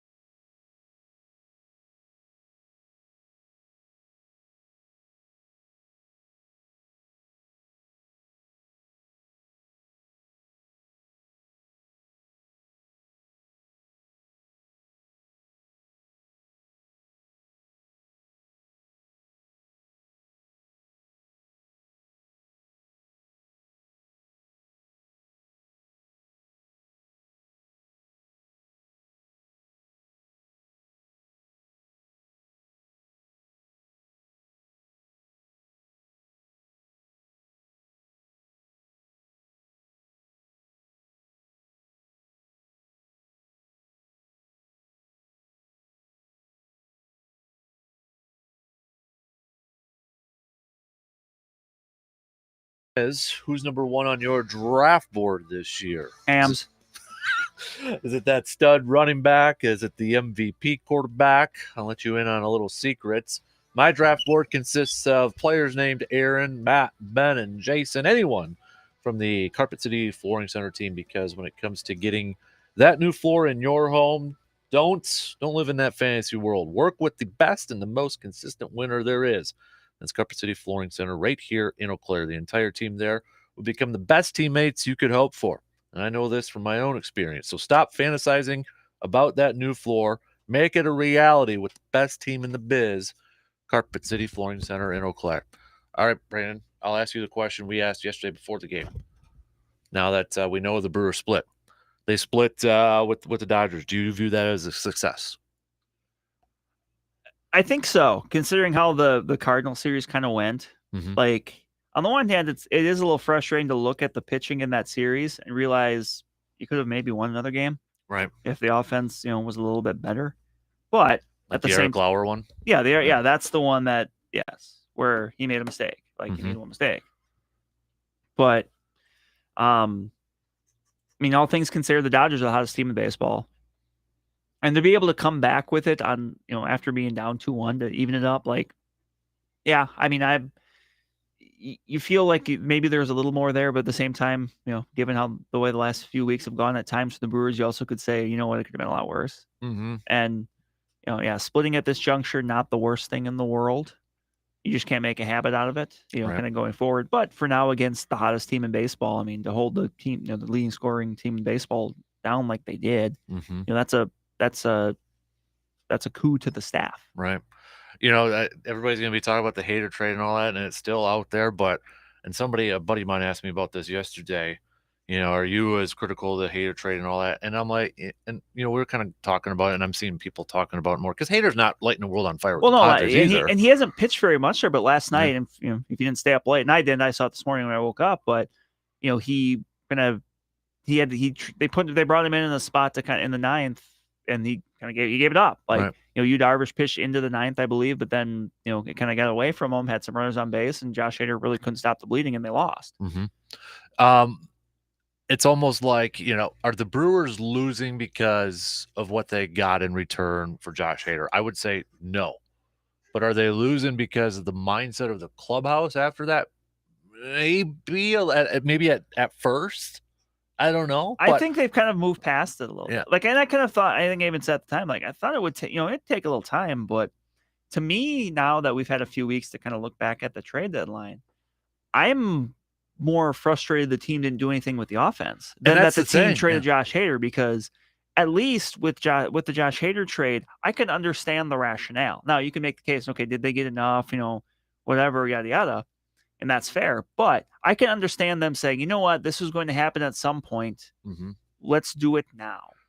But I don't understand the rationale of them standing pat at the deadline saying, we like what we have with this offense, when this offense the last couple of weeks has done everything we've seen it do throughout the year. It's been very inconsistent. It's been very contingent on hitting home runs. And the question I kind of was thinking about yesterday, have the Brewers lost or gone through the stretch because they don't have Josh Hader? Let's say no. There's been a couple times. There's been a time or two, like in that Pittsburgh series. Mm-hmm. But at the same time, like Josh Hader was not exactly lighting the world on fire prior to the trade deadline. So it's hard to say, 100% guaranteed Josh Hader would have, nailed that down. Like, is it them? If you don't factor in like the early kind of downer for the clubhouse, mm-hmm. That maybe took us, probably that first week to kind of work through, has it been that much of a difference? And I'm not sure if it has. Mm-hmm. The biggest difference right now is the Cardinals are just playing really, really well. Right. And that's, between these two teams, that's what it's going to come down to, is it's not going to be which team maybe necessarily kind of struggles more. It's going to be which team goes out and takes it. Mm-hmm. And early on here, since the deadline, the Cardinals went out and took it. They've been playing really well. Mm-hmm. Yeah. And we were looking at the schedule a little bit earlier, and you kind of look at the Cardinal schedule, and it's not really. There's not too much there. No. Padres actually have a difficult schedule if you kind of want to eye up. And that's kind of the thing too, is right now I believe are the Brewers and the Padres tied? Brewers are one back. They were okay because of the loss. But the Brewers, it's been been tough at times through these last few weeks, but it's probably been tougher for the Padres given what they gave up. Yeah.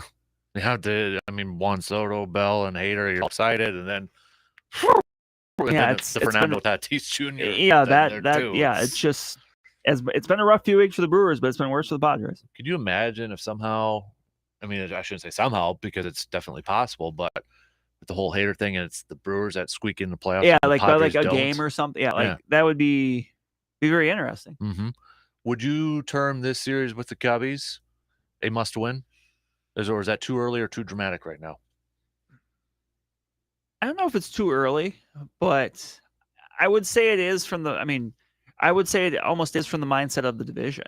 Mm-hmm. Like, and obviously the Cubs are out of it, but still, like they've played the Brewers tough this year, and this series probably has. There's a little more. The Cubs have a little more firepower than the Brewers were probably expecting a month ago because they didn't trade Wilson Contreras or Ian Happ, right? Mm-hmm. They trade some, but not a lot of guys. So, that's still a very formidable Cubs team.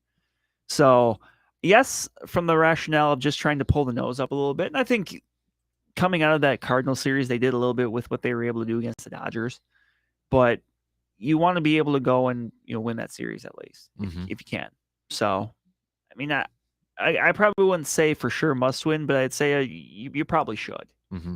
If they only win one, and they got to go to the Dodgers on Monday, what's going through your mind at that point? Ooh. Does that Dodgers one instantly become must win? Yeah, because I don't think you can afford to lose 4 of your next 6. Mm-hmm. So it's like I feel like if they stay a game behind in the wild card or a couple games behind the Cardinals after they get through the Dodgers thing, it opens up a little bit. Yeah, a little. No, and it does, but the Brewers at the same time need to take advantage of that. That's the thing. Yes. Yeah, they get home. They got Cubs, Pirates, Arizona, Colorado on the road, and right now that's kind of the difference between these two teams. The Cardinals are winning the games they should win right now. Mm-hmm. They did lose that series last week to the Rockies, but when the series over the weekend, the Brewers came back and swept the Rockies this week. And obviously the Brewers at the start of the month struggled against the Pirates and the Reds. But that's kind of the difference for me right now is the Cardinals are winning the games they should, and based on the schedule right now, they have more games they should win. Right. So, yeah, but there does come a time where the Brewers could, in theory, have a quote unquote easy, some easier games, but you still have to take advantage of those games. Then until they get to that middle part of September. Yeah, then New York comes to town.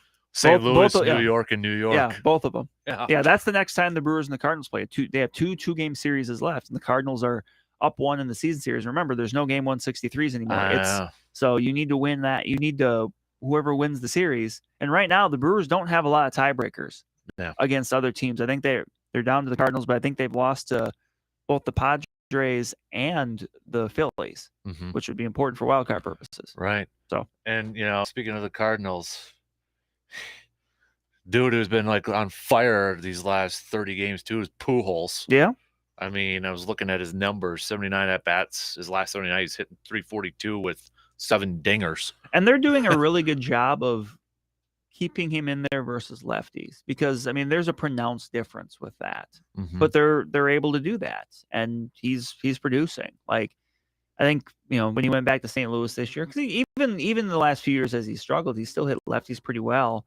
It was looked at as, okay, he'll play some, but it's more of a ceremonial, like, last hurrah kind of a thing. But yeah, down the stretch here, so far he's been a legitimate producer. Yeah, they've got the Cardinals after they dominated the Rockies yesterday, 13-0 football score. Well, except St. Louis doesn't have a football team. That's true. Diamondbacks on the road. Then they're against the Cubbies for a few, but it's next weekend they finally go up against the playoff team in the Atlanta. But then they followed up with the Reds, Cubs again, Nationals, Pirates, Brewers, Reds, Padres, Dodgers, and then Brewers again. But then they finish up with the Pirates there too. So there's a chance, but they've got their last series is all against the Pirates. Yeah, and they play like 6 in a row, something like that. Yeah. And right now the Brewers, they got to be just worried about their own camp. Like, you obviously you scoreboard watch once it gets to be this time of year, but first and foremost, if you take care of your business, if you kind of get back on track and start winning, at a much better clip than you lose, ultimately you'll be all right. Whether it's being able to win the division or to win the wild card. You've been banging the drum for a while, and I started to see it a little bit more on the socials there.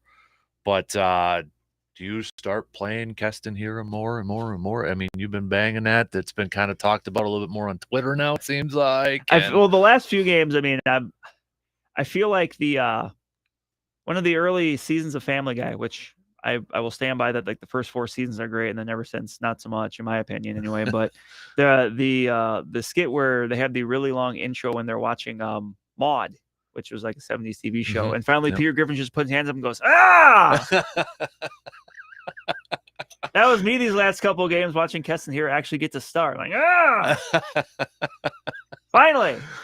But the guy who hit the other night against the Dodgers had half their hits. Right. And then, and I've said on here before, like, I get the strikeouts are a big part of the game, but, his numbers otherwise are still better than anyone in the lineup, especially against right-handed pitching. Like, this offense isn't good enough that they can afford to have him on the bench. Like, you have to find ways to make it work. Like, it's just, hopefully it's the start of something. Right. We'll see, but hopefully it's the start of finding a way to get him to play a couple games a series because he's hit. Right. And Omar Narvaez at least sounds like he'll be close. It sounds like this weekend he'll be back. So Trevor Rosenthal maybe pitching with AAA. And it's interesting with the Brewers because they've got Rosenthal on the comeback trail. Jake Cousins pitched AAA, Justin Topa, and forgot about Topa. He's he had that great 2020 flash, and then he's been hurt. But you have all of these options, and I'm curious to see kind of how the pecking order works for it because there's only so many spots. Yeah. So you can have a max of 13 pitchers, right? Yeah. I mean, if Craig Collins could go with a billion pitchers, he probably would, but you can't do that. So I'm interested to see how that works out. Is there any chance that we will see Sal Frelick at all? I mean, I don't know. I would obviously because he's just hitting the cover off the ball every level he's been, especially AAA, center fielder. On the one, I would like to, just because it would be a fun story. You always like to see because there's so many of those guys that are just on the precipice of being to the big leagues, and he would probably be the first one. Even though it does sound like Bryce Trang was playing third base a little bit. They're kind of so moving around a little bit. So but I would like to, but it's also important to understand that he started the year at high A. I think he started the year with the T-Reds. So that's a lot. Yeah. And he's done really well, but that's a long way to jump up. It sounds similar to Keston when he, because he wasn't down there a whole lot. No. But the difference there is, they're different players. But yeah, as far as that kind of that rise a little bit, where do you? Yeah, I don't know. Because right now he's got 20 AAA games. It's kind of, on the one hand, it is tough to jump a guy into a pennant race that's got 20 games at AAA and say, here you go. Right. On the other hand, I don't think they would be putting him in, he wouldn't be batting cleanup for him. Right. So maybe, if he hits the rest of the month, maybe, because, there's opportunity to play center field. Right. Tyrone Taylor's had the opportunity, hasn't really taken advantage of it, I think, the way a lot of people hoped. Johnny Davis is a good defender. He gets on base, but, there's not a lot in the way of power there. So there is an opportunity there. And I think Frelick is the kind of guy that I think a lot of Brewers fans would like because he's more of a contact guy. He takes his walks, but he doesn't strike out much. He's not the guy that's going to hit a ton of home runs, but he's going to hit doubles in the game, stuff like that. So that's something this office team could use. Right. But yeah. We shall see, because Garrett Mitchell's also playing really well at AAA too. Well, it's funny because I'm looking at the prospect rankings here. There's a lot of outfielders on here. There's a ton of them. But their ETAs are on here too, and they're 2023, and it's you got Ruiz from what they got with the Hader trade. Yeah. And he would be the first one I would think that would be called up, but he's off to be able to slow start with AAA. Yeah. So maybe not. He's there. You got Garrett Mitchell at AAA. You've got Joey Weimer, who has been struggling. So it probably wouldn't be him. My guess it would be. I was even thinking for next year that's going to be. Yeah, interesting. We kind of allude. Last week Luke and I were talking about this a little bit, and I said, well, we'll kind of cross that bridge talking about when we get there. But you're right, because you've got so many of these guys, especially if Frelick and Mitchell finish the year well. they're going to go into next year. They should be able to go in and possibly win a job. Yeah. And this outfield, you have, I mean, Christian Yelich isn't going anywhere. Right. Like, nobody, I think if as much as some people may not want to hear this, but if the Brewers found somebody to take that contract, they would make the move. For Yelich? I believe so, because it's tough right now. Yeah. And obviously that would rub some people the wrong way, but in my opinion, that would be the right move to make, but it's not going to happen. I believe you have another year of arbitration with Hunter Renfroe. And Hunter Renfroe's been up or down, but I mean, he's been one of the best hitters they've had. Otherwise, if you've got room, your center field spot's wide open. You could possibly do what you're doing this year with kind of moving that around between the outfielders a little bit if you want to. And look, I mean, Andrew McCutcheon's overcome a slow start, had a good game yesterday, but to me, Andrew McCutcheon's not a guy after this year that says we have to bring him back. Right. Like he's been fine, but especially when you have those high profile guys on deck, and look, for a team that's always going to be kind of keeping an eye on his bottom line, that's a way.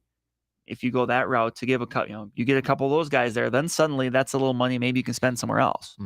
Maybe you can go after an infielder, if you want to go after like a third baseman or something. You have that ability. Because the closest infielder is probably Bryce Terang. Yes, right? and he's more of like a second base shortstop. Like if you want to try to get like a corner infield guy that you could hit for some power for you, that kind of. See Terang being the starting second baseman over Colton Wong next year? Yeah.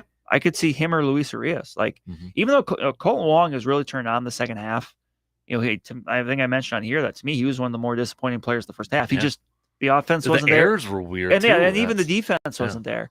But they have that option for him next year. But the way it's going right now, I'm not sure if they would pick that up, even with him picking it up here in the second half, because you can move Luis Arias to second base and spend on a third baseman. Yeah, maybe, you can have Bryce Terang. Like. Yep. To me, that's a spot where that might open up a little bit. And there's really no third baseman in the Brewer system. So it's not like you're waiting on somebody else that maybe is at Double-A. And Tyler Black's in high A, I think. Yeah. Some of their infielders that they got and he's done for the year now, so right. He's still a little ways off. So yeah, when that time comes, I'm sure we'll have that conversation. But kind of weird to think that this offense might be completely different next year. Yeah, it could be, because I think Omar Narvaez, I think, is free agent. I could see them going with, because I do believe that Victor Caratini still has some control. I think there's some arbitration there, and he's quickly become one of my favorite Brewers just because what he's been able to do offensively. He puts together good at bats. He takes his walks. He's had some big hits. He's, defensively, he's strong. He's a switch hitter. Like, I could see them next year going with Caratini and Mario Feliciano, depending on how he finishes out the year. Because the Brewers do have some catching prospects. They've got Jefferson. They've got Jefferson Caro, who's I believe with the T-Rats now, so he's just a couple years off yet. But Mario Feliciano is a guy that's been looked at as a while as that's kind of he'll be up at some point. But then if you went the next year with those two, you have a chance for him to work with a veteran. You kind of pick his spots there. He's not catching every day, but he's probably catching 2 out of 5 games.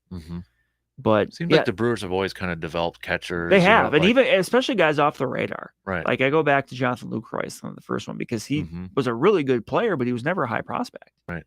And then Maldonado's still hitting, and playing. he could always play defense. Yeah. And they're a lot of credit goes to just their organization for developing defensive skills with catchers. Because remember when Narvaez got to Milwaukee, his MO was he can hit, but he's a butcher behind the plate. Well, Manny Pena. Yeah, and even Manny Pena, like he was kind of an unheralded guy. He was in the K-Rod, one of the many K-Rod trades. But those guys all worked their way into being good defensive catchers. Yeah. And a lot of the credit goes to the organization because they weren't when they got here. Right. But they were when they left. Well, I remember when Omar first came, everybody was he can't play defense. He can't frame or anything like that. Yeah, and now suddenly he can. Yeah. That's a learned trait. All right, we got to take a quick break here. I'll tell you the transition 3 coming up in the next past the top of the hour. Give me your top 3 favorite Madden years for the game. Your top 3. That'll be easy. Rest of you can play along if you want. Text us. We'll get to that past 8 o'clock. Got a take on today's topics but can't call in? Then hit us up on Facebook, Twitter, or the text line and let your fingers do the talking. Fantasy football season is upon us. So the question is, who's number one on your draft board this year? Is it that stud running back, that MVP quarterback? Well, I'll let you in on a secret. My draft board, it consists of players named Aaron, Matt, Ben, and Jason. Anyone from the Carpet City Flooring Center team. Because when it comes to getting that new floor in your home, don't live in that fantasy world. Work with the best and the most consistent winner there is. That's Carpet City Flooring Center. The entire team there will become the best teammates you could hope for. And I know this from my own experiences. So if you're thinking about getting that new floor in your home, your office, your man cave, bedroom, or wherever, stop fantasizing about that new floor. Just make it a reality with the best team in the biz. It's Carpet City Flooring Center right here in Eau Claire. So rip up those mock draft boards. There's only one place you need to go when it comes to all of your flooring needs. Visit Carpet City Flooring Center for yourself today at 3109 East Hamilton Avenue in Eau Claire. The All of Us Research Program is asking for people to help researchers make healthcare more precise by creating individualized prevention and treatment options. When you join, you'll share your unique health information and become part of the largest and most diverse medical research program ever. The more data researchers have, the more they'll be able to create better care for all of us. Introducing the next breakthrough in medicine, you. Learn more at joinallofus.org/WBA, sponsored by All of Us Wisconsin. I'm Rocky Moselle with StarRegistry.com. Since we were children, we've been told to reach for the stars. It was great advice. Now it's a great gift. Name a star after someone. For $54 and a call to 800-282-3333 or visit StarRegistry.com, we will name a star after someone very special to you and send an incredible personalized gift. The new star name will be recorded in book form in the U.S. Copyright Office. Call the Star Registry, 800-282-3333 or visit StarRegistry.com for the hottest gift. Progressive Snapshot can save you money based on how you drive and how much you drive. So the safer you drive, the more money you could save. Now, if you didn't hear that because you were yelling at another car while driving, let me say it again. You need to calm down. Yelling is just making everyone as stressed out as you are and letting them all know that you definitely aren't trying to save with Progressive Snapshot. And if you did hear it the first time because you weren't yelling at another car, nice work. You'd love Snapshot from Progressive because it rewards safe drivers. Progressive Casualty Insurance Company and affiliates. Snapshot not available in California and North Carolina or from all agents. I'm Rocky Moselle with StarRegistry.com. Since we were children, we've been told to reach for the stars. It was great advice. Now it's a great gift. Name a star after someone. For $54 and a call to 800-282-3333 or visit StarRegistry.com, we will name a star after someone very special to you and send an incredible personalized gift. The new star name will be recorded in book form in the U.S. Copyright Office. Call the Star Registry, 800-282-3333 or visit StarRegistry.com for the hottest gift.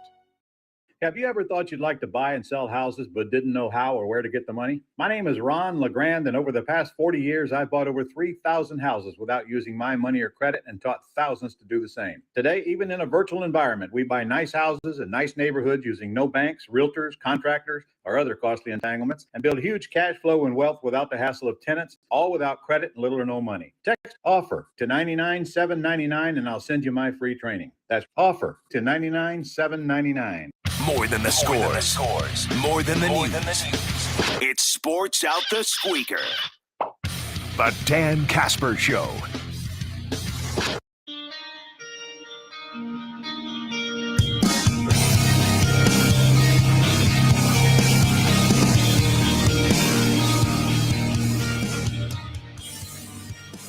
All right, we've only got about a minute or two till the top, so we can't really dive into anything here. But coming up next hour, we will get to our transition three.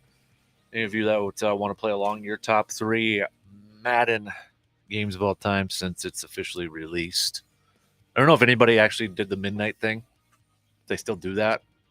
I don't know. Like in the age of like being able to buy things digitally and stuff. Right. I kind of wonder if that's a thing. I agree.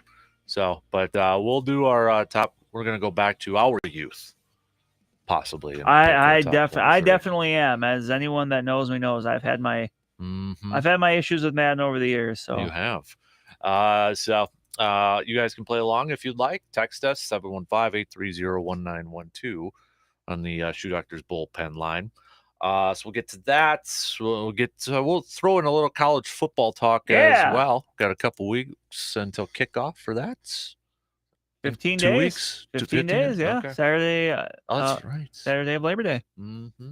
Well, I mean, next weekend is kind of the week 0. There's some games, but really that it kicks off that weekend. Yep. So we'll throw a little college football talk in there as well. So plenty more coming up in the final hour of the program. So 2 in, 1 more to go before we're done for the weekend. We got some texts to catch up on, including Brandon's mom. Hey, that's mom checking in too. So, all right, 2 done, 1 more to go. Quick break. We'll be back in just a couple minutes.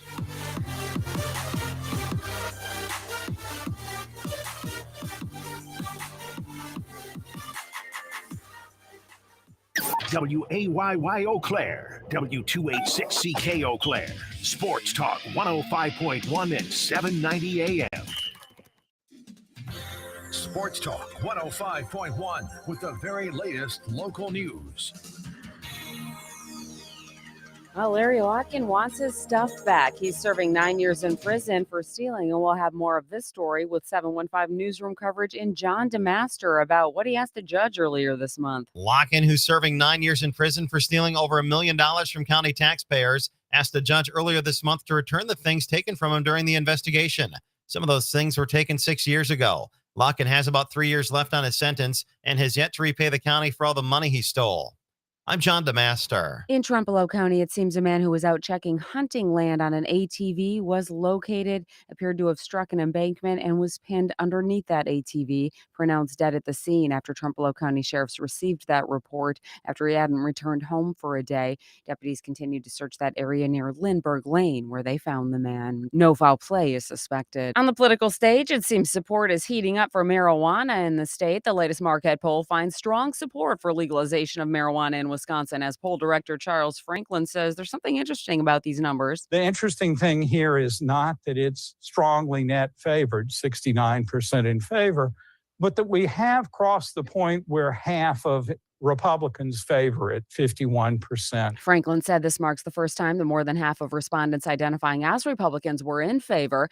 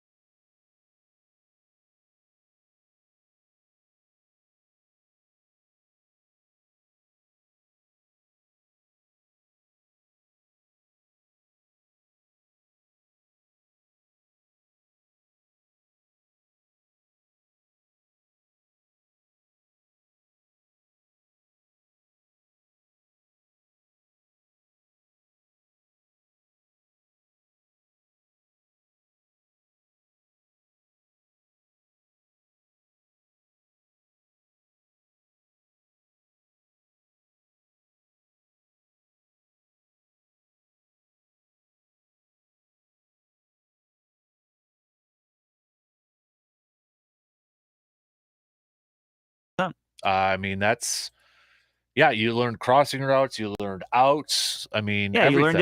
different. You mentioned the formations, like what's a cover 3 defense, what's a cover 2 defense. What was a nickel? Wasn't it? You Or know. Favre didn't even know what that was. Exactly. That I completely agree. I think we kind of touched on it a little bit when Madden passed away, like Yes. how much But it's it was the game, but it influenced. Like that's how I kind of like. Yeah. You know, that was my first. It was introduction to just football think in of it that. as like an interactive teaching course on football. Mm-hmm. Like I didn't have anybody as a kid to really teach me, football, and that was watching on TV. But Madden, playing it. Yeah. And well, I think you and I were kind of the same too.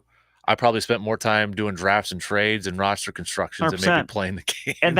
And someone, I think it was Zach Cruz, we know that covers Packers, Yep. but I think he had brought it up at some point. This was a while ago, that the influence that Madden had, not just on the stuff we mentioned, but also just like you've seen the shift now where so many, like when we were kids, there were so many people that wanted to be the quarterback, wanted to be the running back. Now you see a lot of people, and I'm 100% this way, but that want to be the general manager. Yeah. That want to be the person running the show instead of the number one player in the show. Could you make an argument that Madden influenced fantasy football and fantasy sports? A little bit.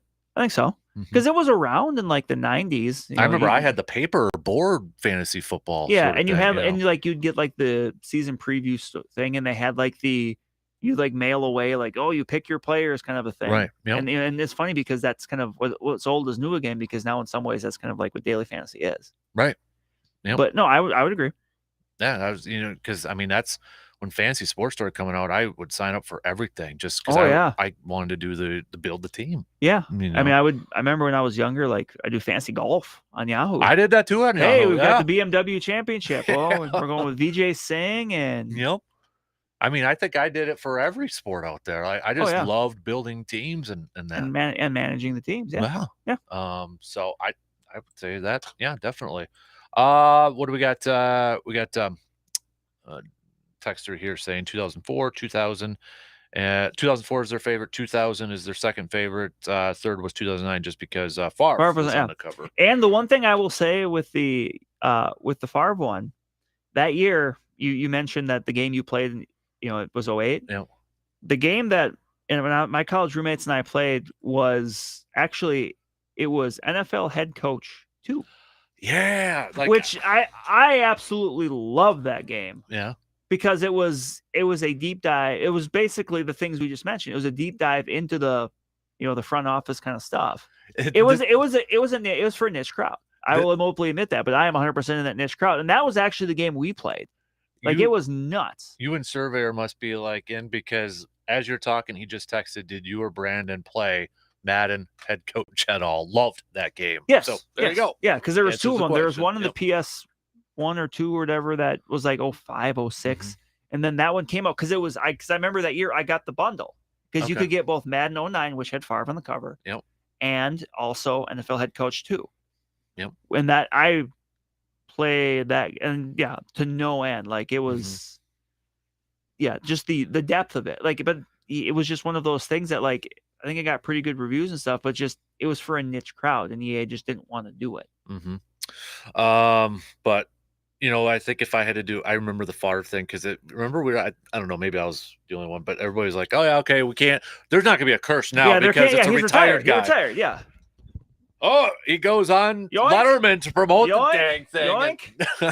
And then I just hope we don't get Zombie John Madden this year. Really, I mean, I would. You don't? Oh. As he's making his way through people, boom. That's where I'm gonna get a copy. I don't know how much I'll actually play, but I've been kind of looking. I was looking at it last night to see how it was, and I'm kind of intrigued with some of the Madden stuff involved with it. Yeah, that's kind of what I want to see. Survey, are you gonna get one or not? You used to play or not? But I'll tell you what, I suck at it because I don't spend hours and minutes.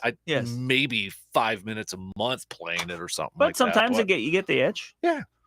I'm that way with video games. I won't play for like a week or two, and then suddenly I'll just binge and play like, MLB The Show for like 3 hours. I think I probably put a Blu-ray in the PS4 more than a game at this point. And I use big reason I use my PS4 is for for the various like streaming apps that I have. Yeah. And it works. It's essentially that's what it is. I think two other honorable mentions for me would be would probably be Madden 10, just because I remember I was out of college and that was like my first like purchase after graduating college or something like that that was the Palomalu and Larry Fitzgerald cover. The dual cover, yeah. But the other one is like, for some reason, somehow it happened, Peyton Hill is getting on the cover The 12? because with the fan vote and that. So And then they didn't do that anymore for some reason. why? Oh, but yeah, that was yeah. I remember when I talked to Amon Green when we were over in Green Bay, he turned down being on the Madden cover, and he's a big esports person, but he was actually afraid of the jinx. Yeah, he was afraid of it. He said his teammates gave him a little bit of grief, but that following year, it's the year he ran for 1,800 yards too. So you can't argue. No, but he avoided the Noid. He avoided it. So, I have a 2-year-old. There's no time for playing. Surveyor. Surveyor earlier said you don't need to know any situation. You make the situation. I'll tell you this: there's no time for playing. You make time then. Don't give me that crap, Surveyor, for crying out loud. So you're standing up, man. You're freaking me out. What are you doing? I just feel like standing up. Okay, you just got stretching out a little bit. You got really aggressive. I am there. not getting. Yeah, I am not like getting like super. I was like, are you getting amped up right now for something? I'm like, oh, you're gonna. No, I'm not going to jump across this table and.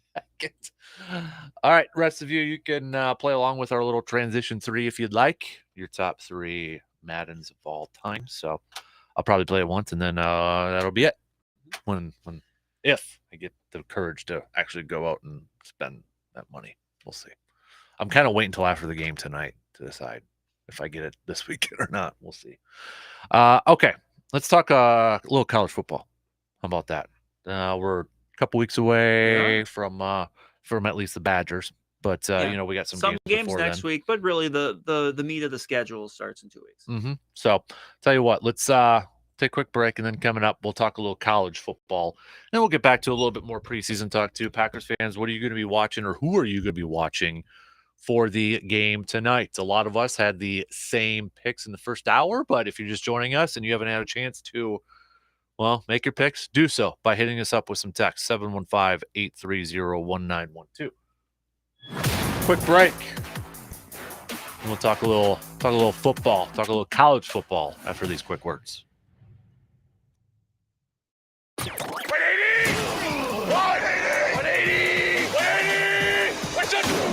The Dan Kasper Show will be right back.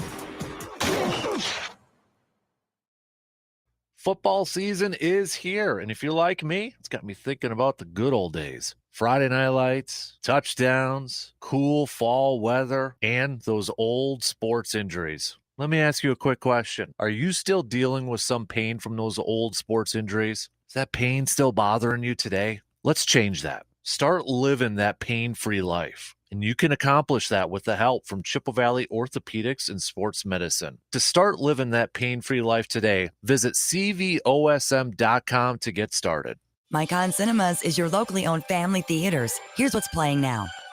Easter Sunday, Beast, Elvis, Bodies, Bodies, Bodies, Mac and Rita, Bullet Train, Minions, The Rise of Gru, DC League of Super Pets, Dragon Ball Super Superhero, Thor, Love and Thunder, Top Gun Maverick, and Where the Crawdads Sing. For theaters and showtimes, find them online at myconcinemas.com. Experience movies the way they were meant to be at Mycon Cinemas. What's your favorite live event? A rockin' concert, an action-packed game, or an evening of hilarious stand-up comedy? Well, whatever it is, enter for a chance to win tickets in the 5-Hour Energy Live Sweepstakes. 5-Hour Energy is giving away $100 StubHub gift cards that you can use for live music, sports, or entertainment. Just buy any 5-Hour Energy product, take a picture of your receipt, and upload it to 5helive.com. See website for official rules. No purchase necessary to enter or win. 5X480. Dayton B100 V-Belt, one of the many parts Grainger carries. It's also the item that helped Rob carry the day. The job was on hold, deadline fast approaching, but a quick search on Grainger.com and Rob found his part And with same-day pickup at his local branch, he and his crew got the job done safely and on time. Get supplies and solutions for every industry with real-time product availability. Call, click Grainger.com, or just stop by. Grainger, for the ones who get it done. I always wanted to learn Spanish, but I never thought I'd have the time.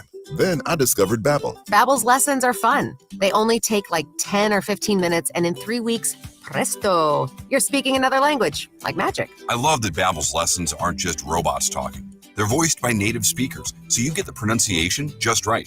If you want to learn a language, there's no faster, easier, better way than Babbel. Babbel. Babbel. Go to babbel.com to try for free. That's BABBEL.com. Babbel.com. The latest sports news, scores, opinion, and commentary. If that's not enough, you should seek professional help. The Dan Kasper Show.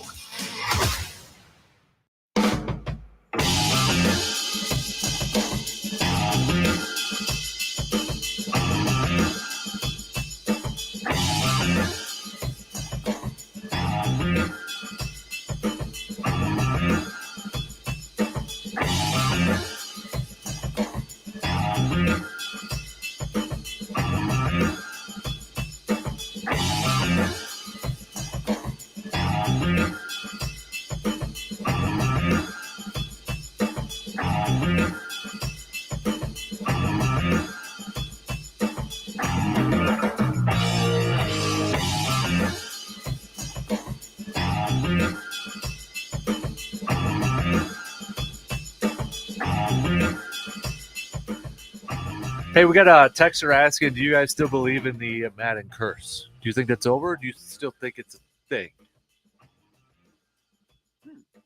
You want to go through it a little bit? I don't know, because in more recent years, I don't know. You look at so last year was Mahomes and Brady, right? Right. I don't know if that was really a curse. Yeah. I wouldn't like, say oh my that. gosh, they didn't make it back to the Super Bowl, but Right. And then what? In 20, it was just Mahomes. okay. But no. I mean, I would say maybe up until.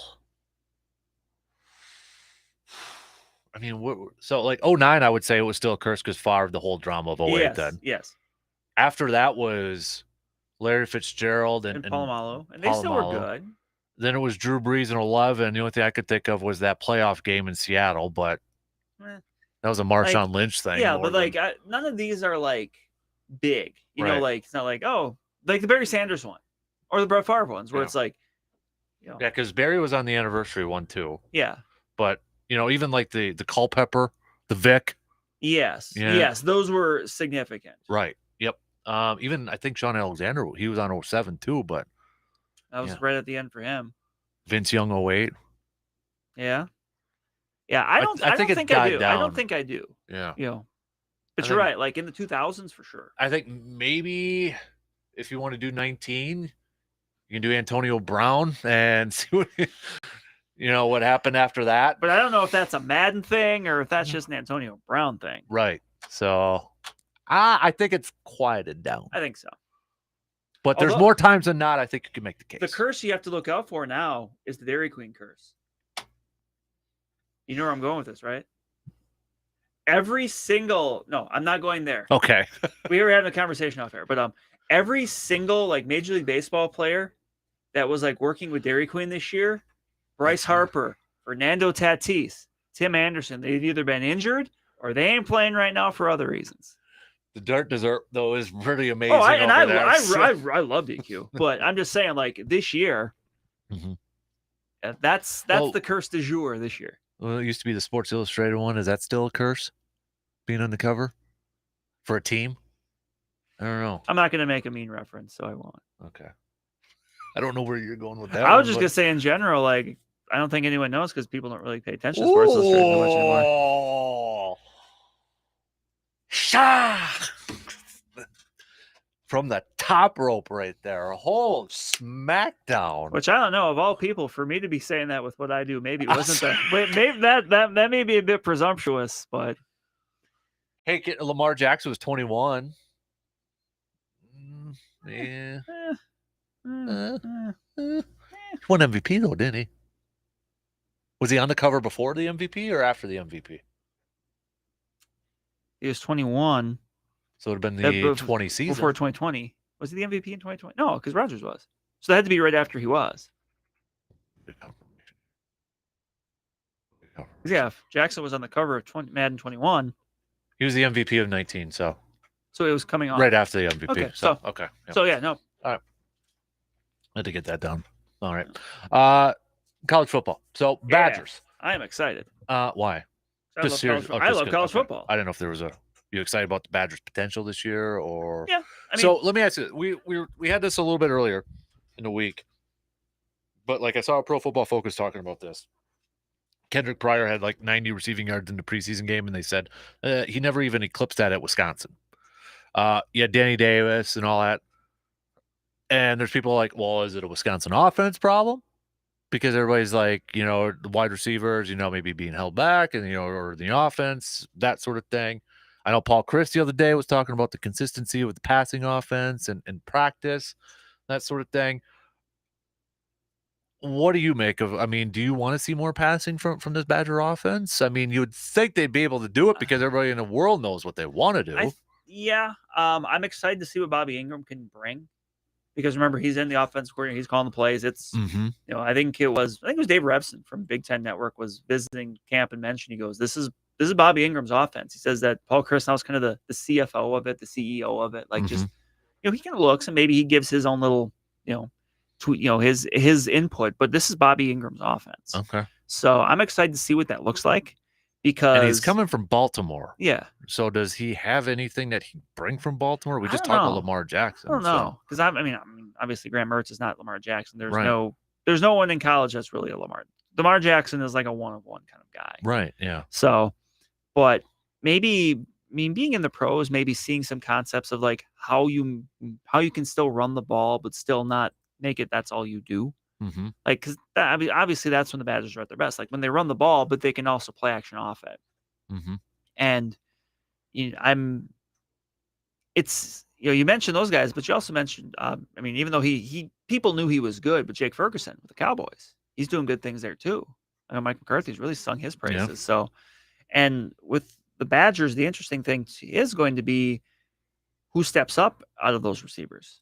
Because with Danny Davis and Kendrick Pryor gone, like your most experienced guy right now is Chimere Dike, who did flash some big plays. Like I think he can step into that spot, but he hasn't done it yet. And Skylar Bell's done some good things as another young receiver, but they've got a lot of inexperience there in that tight end too, right. with Jake Ferguson moving on.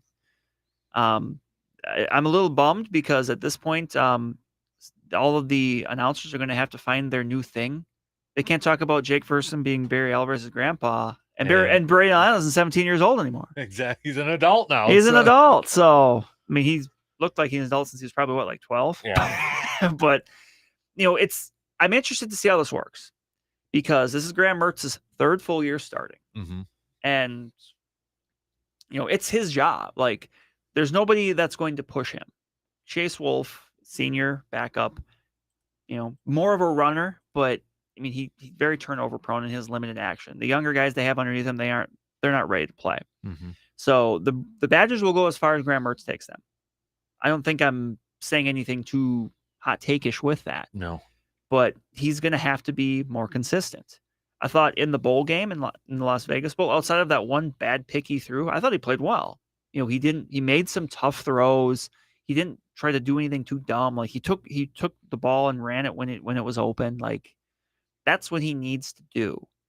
But yeah, for just kind of the outlook in general of this team, like the expectation is win the Big Ten West. Like that's the bar. And they haven't reached that bar the last couple of years. Right. 2020 was just wonky in general. And then last year they had the chance and they laid an egg in the Gopher game. So how do they respond to that? They responded well in the bowl game, but this is a new group. You get a lot of new players on defense too. But, for me, the bar is be playing in Indianapolis. And they've got their non-conference schedule. The only game really of note is Washington State. Washington State's a solid bowl level team, but it's not playing Notre Dame last year. It's not. They've got Alabama a couple times coming up. It's not anything like that. It's not Mike Leach's Washington I State. know. I'm bummed. I missed that by 2 years. So bummed. You would have gone to that. Oh, one. 100%, 100%. But and they play Ohio State on the road. They play at Michigan State. They play at Iowa. So there'll be a couple losses in there for sure. But I mean, they play Michigan at home, right? Or no, it's they Michigan don't play. State. Yeah, they don't play Michigan this State. year. Yep. But I could see them being like a 10-2. Mm-hmm. You know, lose a couple. You know, 2 of those 3 games I mentioned. Mm-hmm. Yeah, and that might be make the Big Ten title. Like that's as I said, that's just the bar right now. Like, should Paul Chris be under any pressure this year or not? I don't know. I like the fact that he outsourced the offense. That he understood this has been a problem. I'm going to just let somebody else that can really focus on this, because especially a college football coach, you have so much going on. Mm-hmm. And like, he's been able to do it in the past, but that doesn't mean it's easy. And, at first he tried to give it to Joe Rudolph. That didn't work. Then he took it back. And then it was just, I don't know, like, for me, and I like Paul Chryst as a coach. I think there's a lot of people that just kind of have that anxiety, that what I call the Jim Leonard anxiety, because they like Paul Chryst, but they really like Jim Leonard. Right. Especially when you get in this half of the state. Right. And you see how good he's been doing, and he's been picky with it. He loves Madison. I mean, let's be honest. He could be the Packers defensive coordinator right now if he wanted to. Right. But you feel like at some point there's going to be a job. And the good thing for him is he can be picky. A lot of guys, their first job is they have to go to the MAC, or they're going, to some smaller Division I school and working their way up. He doesn't have to do that. He kind of has that free pass to, if a legitimately good, like Power 5 team comes to him and says, we want Jim Leonard as our coach. Well, I look back at a former Badger defensive coordinator, kind of like Dave Aranda. Yeah. We were like waiting for he went to LSU then. Yeah. But that was his stepping stone to Baylor. Right. So he can do that. Now Paul Chryst he's not that old. He's in like his 50s. So yeah, he's, I think so. He's, I mean, barring the wheels coming off or just something unforeseen, he'll be the coach for a while. Mm-hmm. And I know there's some people, and I've been critical of it too, that at times he can be a bit too conservative. I'm not a fan of the punting from 4th and 2 at the opponent's 35-yard line. Yeah. But I think ultimately what happens is Jim Leonard, I think he kind of takes the Paul Chryst route, moves away, and then maybe he comes back. Right. Because remember, Paul Chryst went to Pittsburgh for a couple years. Right. And then kind of got some experience over there. Because at first, when Bielema left, like, that was the thing, was like, oh, they're just going to go get Paul Chryst. But Paul Chryst had just started with Pittsburgh. He's like, I'm not going to, I think Barry even said, no, I don't want to do that to Pittsburgh or something like that. Yeah. And then after Anderson's few years, then Chryst came back. More time had passed. So I could see that being the case, like Jim Leonard waiting and getting a good opportunity and maybe ultimately come back. Mm-hmm. But I don't think he's under that much pressure, but like it or not, if they don't win the Big Ten West this year, then that's 3 years in a row, which, I mean, that's the expectation. And you feel like the best bet for the Badgers to win a Big Ten title is going to be in the next year or two before USC and UCLA join, because at that point you're going to probably go away from divisions. Right. And let's be honest here, the Big Ten East is a lot better than the Big Ten West. Your best chance right now for to win the Big Ten, the Badgers, is to win the Big Ten West and then just win that title game. Right. They haven't been able to do that, outside of the first year when it was legends and leaders. Yeah. But I guess the second year too. But I mean, the only reason they roughed up Nebraska is because Ohio State and Penn State were ineligible. Right. Which is still one of my favorite Badger games of all time, because that's a team that absolutely had no business being there. Like, no, what was it, like an 8-5 Badger team in the Rose Bowl? Yeah, exactly. Yeah. Because they were Kurt 7-5 going in there. Yeah, yep. Kurt Phillips with like 3 knee braces somehow. Like that's for it's me. Like that Melvin Gordon's coming out party. That game. Yeah. Yes. The Jets. Apparently Nebraska had never seen a jet sweep in their life. Yeah. But no, I have pretty high expectations for the Badgers this year. I'm excited for it. Like, just in general, I think I like college football more than I like the NFL. As far as just like, if I'm home on a Saturday and I have nothing to do, I'll just watch college football all day. Mm-hmm. There can be like an Oklahoma State Kansas game. I'll watch that. But I get more excited for college football games that I don't have an investment in than I do for NFL ones. Mm-hmm. Interesting. So, yeah, you kind of everybody's like 11-1, 10-2 sort of thing. Yeah, I mean, but it starts with winning the West. It does. I think And- if they don't, that's disappointing. yeah, it is because that's the expectation. I mean, Mhm. Iowa is always going to be in the mix. Minnesota brings back. I mean, they've got Tanner Morgan back for another year. They've got Mhm. Mo Ibrahim. They've got some players back. They'll be in the mix. I mean, the rest of it we'll see. But Mhm. Yeah. that's the goal. Hey, really going sideways here before we take our final break here, but going back to Madden for a second because I found the bracket for the 15 cover challenge, and I'm going to go through these names with you. This is great. So Richard Sherman was the cover athlete for 15. He was a 1 seed, going up against the A seed Alshon Jeffrey of the Chicago Bears. In the finals? Nope, these are the first round. matchups. Gotcha. Yep. Yeah. The other 1 seed on the other side of the bracket was Cam Newton, going up against Antonio Brown as an 8 seed. Ooh. 2 seed Andrew Luck going up against Alfred Morris. The other side, 2 seed Colin Kaepernick going up against Nick Foles. That's it. That's a fun one. Right? Demarius Thomas was a 3 seed going up against Luke Kuechly. Mhm. LaShawn McCoy going up against T.Y. Hilton. And then you had Jamal Charles going up against A.J. Green. And how about this one? 2 former Packer greats. Jimmy Graham as a 4 seed going up against Eddie Lacy as a 5. How was Eddie Lacy a 5 and a 6 seed? So the voting went. Richard Sherman obviously advanced to face Jimmy Graham. Luke Kuechly advanced to face Colin Kaepernick. Cam Newton advanced to face Jamal Charles. LaShawn McCoy advanced to face Andrew Luck. And then after that, it was all chalk. The 1s and 2s matched up. Richard Sherman versus Colin Kaepernick. Cam Newton versus Andrew Luck. And then in the finals, it was Cam Newton versus Richard Sherman. And, of course, Richard Sherman won after that. But that was the 15. Is it possible to find the Madden 12 bracket with Peyton Hillis winning? Ooh, that would be because I remember I think Aaron was was it Clay Matthews or I don't know, but I remember that there was a big push, I believe, for Jake Delhomme one of the years. I think you're right. I don't know if it was that year or not because that might have been a little. That was after Jake Delhomme's time, but I remember at one point there was people making a push, and I was a part of that. Like, so I got it because I think what they did, it's a bigger one because they had 1 player from every team. Yep. So Rodgers was a 1 seed. He went up against. This is funny now looking back at it. The 16 to Ndamukong Suh. Sam Bradford, Larry Fitzgerald, 8-9. Giants representative was Hakeem Hicks. Ooh. Or Hakeem Nicks, excuse me. Arakpo from Washington in a 5-12. Former Geico legend. Right. They must have went division teams against each other on here. Now I'm catching this thing because I can't remember. Any guess on who the Patriots one was as a 4 seed? In 2012? This would have been for the 12 bracket, or 12 cover, yeah. It's not Brady. Junior Seau. No. Danny Woodhead. Yeah. Steve Johnson was the Buffalo one. Maurice Jones-Drew and Dwight Freeney. Jamal Charles and Tim Tebow. Ray Rice was a 7 going up against Peyton Hillis as a 10. Peyton Hillis as a 10 went the whole way. Yep. Matt Ryan versus we didn't get an offensive lineman. Jordan Gross for Carolina as a 15. On the AFC side of things, it was Phillip Rivers. Who are the Bears and Vikings representatives? You know what? They're not on here.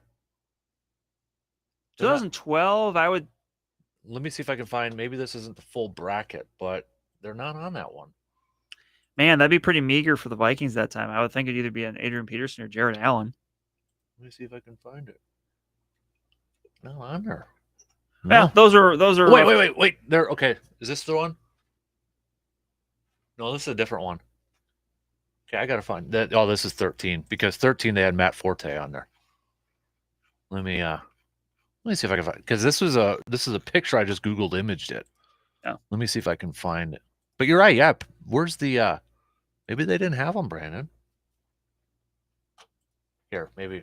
Nope, that's the all-time one there too. So let me see. All right, I'm gonna click on this link and see if I get any. No, they're not on there, man. Not on there. Which I guess makes sense because if you've got no. Yeah, no, they don't. Wait, did I get to them yet? No, I didn't get to them yet. My bad. I thought it was NFC and AFC. Completely ignore me. Will do. So I thought it was like one side was NFC and the other side was AFC. My bad. All right. So Phillip Rivers, Darren McFadden, Julius Peppers was the Bears rep, and Adrian Peterson was the Vikings rep, 8-9. I don't know why after I just got done saying Tim Tebow and all those on the NFC side. Well, I Googled it, and it's funny because, like, I got an image of the semifinals. Yeah. Which was... Don't ruin it yet. I don't want to go through the whole thing. Okay. But the image is just hilarious. Okay, Brandon. Okay, Brandon. Okay, Dan. Mark Sanchez, Jake Long, Drew Brees, Josh Freeman. Vikings legend. Michael Vick with the Eagles, DeMarcus Ware, Andre Johnson, Chris Johnson, Patrick Willis for the 49ers. Guess on the Seattle one. That's right before Russell Wilson. Matt Hasselbeck, maybe? I was going to say Matt Flynn. The 12th man. Yikes. And then so it's a good time to be Seahawk, apparently. Hines Ward and Carlos Dunlap for the Bengals. So, all right, but you got the semifinalist picture, right? Yes. Look Go for at this. The graphic for the Final Four were, and I don't know who was facing who. It has to be Rodgers versus Peyton Hillis if you go on the same side of the bracket. Okay. So that's the graphic for the Final Four has Aaron Rodgers, Adrian Peterson, Michael Vick, and Peyton Hillis. And Aaron Rodgers lost to Peyton Hillis. So and that was the semis? Yeah. So the finals then was Hillis over Vick? Vick or obviously Vick or Peterson, yeah. Yeah. So it would have been the Madden 12 finalist here. Over Vick. I figured so. 66% to 34. Boom. Yeah, that was it was announced on the Old School Sports Nation show. ESPN Sports Nation. Man, Peyton Hillis. 10 years. Rumbling, tumbling, Peyton Hillis. Or that awesome Arkansas backfield. Darren McFadden and the other guy. Oh, who was the other Arkansas guy? Felix Jones. Yeah. Yep. So, yeah, in that season too, by the way, Peyton Hillis, so it would have been a 2011 season. He rushed for 587 yards, played in 10 games, started 9 of them. This was coming off of a 1,100-yard receiving. Yeah. Per season. So, all right. Good old stroll down memory lane right there. Yes, sir. I think I remember that whole time too. Like, I didn't want Aaron winning, but at the same time, I didn't want him losing to Peyton Hillis because I was afraid of the curse at that point. You're listening to the Dan Kasper Show. Taking the family out to eat can be tough because everybody wants something different. Hy-Vee has a solution, though. From scratch-made pizzas and fresh Asian foods to great handmade burgers, sandwiches, salads, and the incredible breakfast menu served every day. The most exciting food service location in the Chippewa Valley has what you are looking for. Are you looking for a carryout? The buckets of chicken tenders or fried chicken are a great option as well. Make your meals easy with the help from Hy-Vee, and I'll see you there. Come into Value Implement and see our lineup of heavy-duty Kubota equipment celebrating 50 years in the U.S. The Kubota BX Series can mow, haul, dig, trench, and is ideal for first-time tractor buyers. Kubota subcompact tractors take on any task. Bring home the Kubota BX Series for 0 down, 0% APR for 60 months and see why it's been the #1 selling subcompact tractor for over 10 years. Stop by one of our 4 locations or go to valueimplement.com for details. Now through September 30th, 2022, see them or go to KubotaUSA.com for more information. Hi, this is Matt LePay, voice of Badgers football and basketball. At this very moment, there are thousands of Wisconsin families impacted by Alzheimer's disease or dementia who need support. Who do they trust? The Alzheimer's Association. Caregiving can be an emotionally, physically, and financially draining role.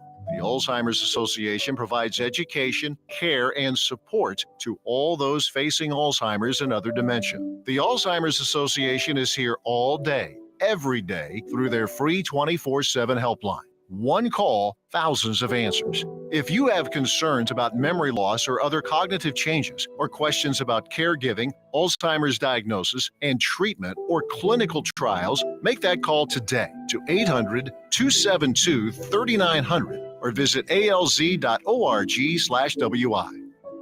Sponsored by the Alzheimer's Association Wisconsin chapter with funding by Oak Park Place Foundation.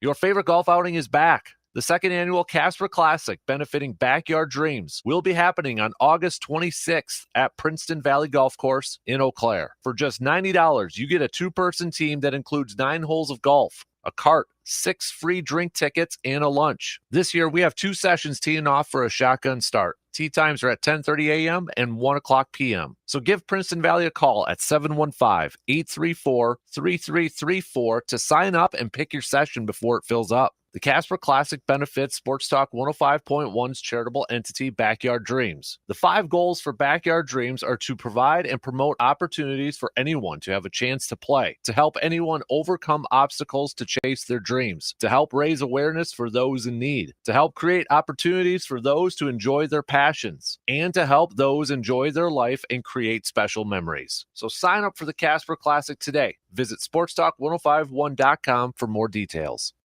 Raise your hand if you've taken your vehicle to a bunch of different places to get your oil changed. Too many to count, right? You could probably start a scrapbook collection of all those stickers, those stickers reminding you about the next time you need to get an oil change. Well, now you have your new go-to place. And you'll never have to worry about trying to find another place for getting your oil changed. That's ASAP Used Auto Parts. See, I needed to get the oil changed in my truck. I had to get the truck ready for a trip to Green Bay so Hudson could see his first football game. And like their name says, it was done ASAP.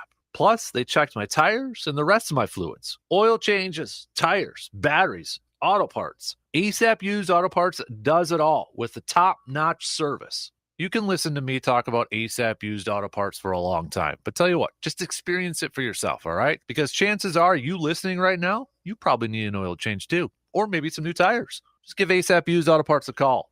715-514-4501. Looking for ways to shine bright this summer? With Summer of Dash Pass by DoorDash, get more member-only perks and discounts than ever before. The more you shop, the more you save, with 0 delivery fees and access to exclusive items that make your summer feel easy and breezy. Sign up now with promo code RADIO22 for 50% off your first order up to $15 value. Dash Pass benefits apply only to eligible orders that meet the minimum order amount. Other fees, taxes, and gratuity may apply. Terms apply. I'm Rocky Moselle with StarRegistry.com. Since we were children, we've been told to reach for the stars. It was great advice. Now it's a great gift. Name a star after someone. For $54 and a call to 800-282-3333 or visit StarRegistry.com, we will name a star after someone very special to you and send an incredible personalized gift. The new star name will be recorded in book form in the U.S. Copyright Office. Call the Star Registry, 800-282-3333 or visit StarRegistry.com for the hottest gift. Families in poverty are facing a global food crisis. $50 provides a food kit to feed a family for a month. Just text the word radio to 97646. Staples has everything for school at great prices. So this year you won't go back to school. You're ready to move forward with all your school printing from Staples. Okay, class, refer to the seating chart for your desk assignment. Class? But we can't read yet. Don't worry, they'll get there. Now get 30% off school-related prints when you spend $25 or more. This year, go forward to school with Staples. In-store only, exclusions apply. 1 coupon per customer ends 8/27. Visit staples.com/school printing for coupon and requirements. Stand by as we continue our dig for the truth and the toy at the bottom of the cereal box. Oh, got it. The Dan Kasper Show.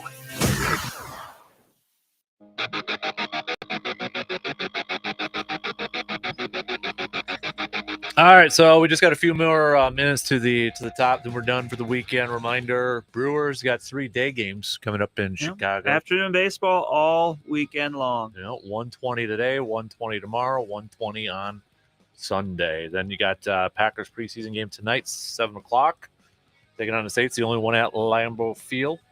Also, a week from today is the Kasper Classic. So something that you and I brought up, I think a while months ago. Yeah. We're going to wear the sports jerseys? I think I will. The weather doesn't look like it's going to be too hot. You going to go football or? I don't know. I have options. Yeah. I have options. Hey, Surveyor, do you want to join in on we want people who wear sports jerseys on this thing. There's a lot of directions I could go with this. I might go the Larry Bird from G-Man or one of the Orlando ones. If it's not so hot, I'm going to go Orlando. I'll think about this, but I will. And do you want me to do football?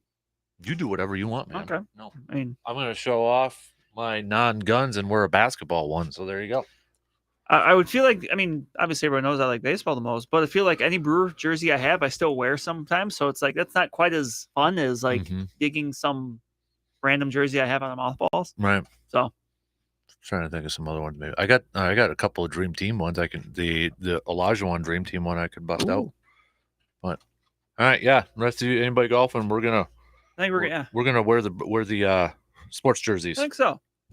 Our surveyor says he's gonna wear his rugby one. There you go. So all right.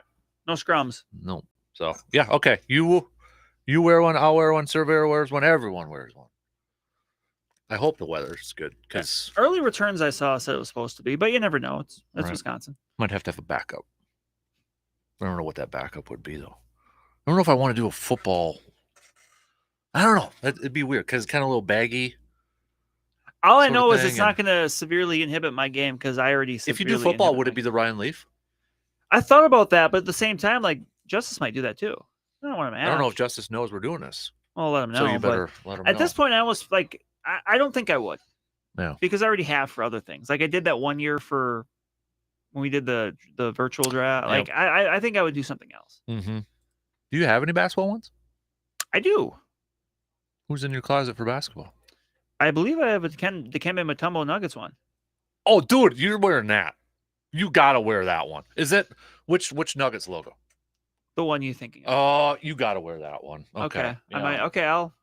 That or at least bring it and like go double it up or something like that. All right. All right, Dan. Dan, all right. They got another season coming out of that thing yet, Letterkenny? I have not watched Shoresy though. You haven't? No. I've heard good things. I wasn't sure what to expect with a spinoff. I didn't know if there'd be enough there for it. There's my personal opinion on it.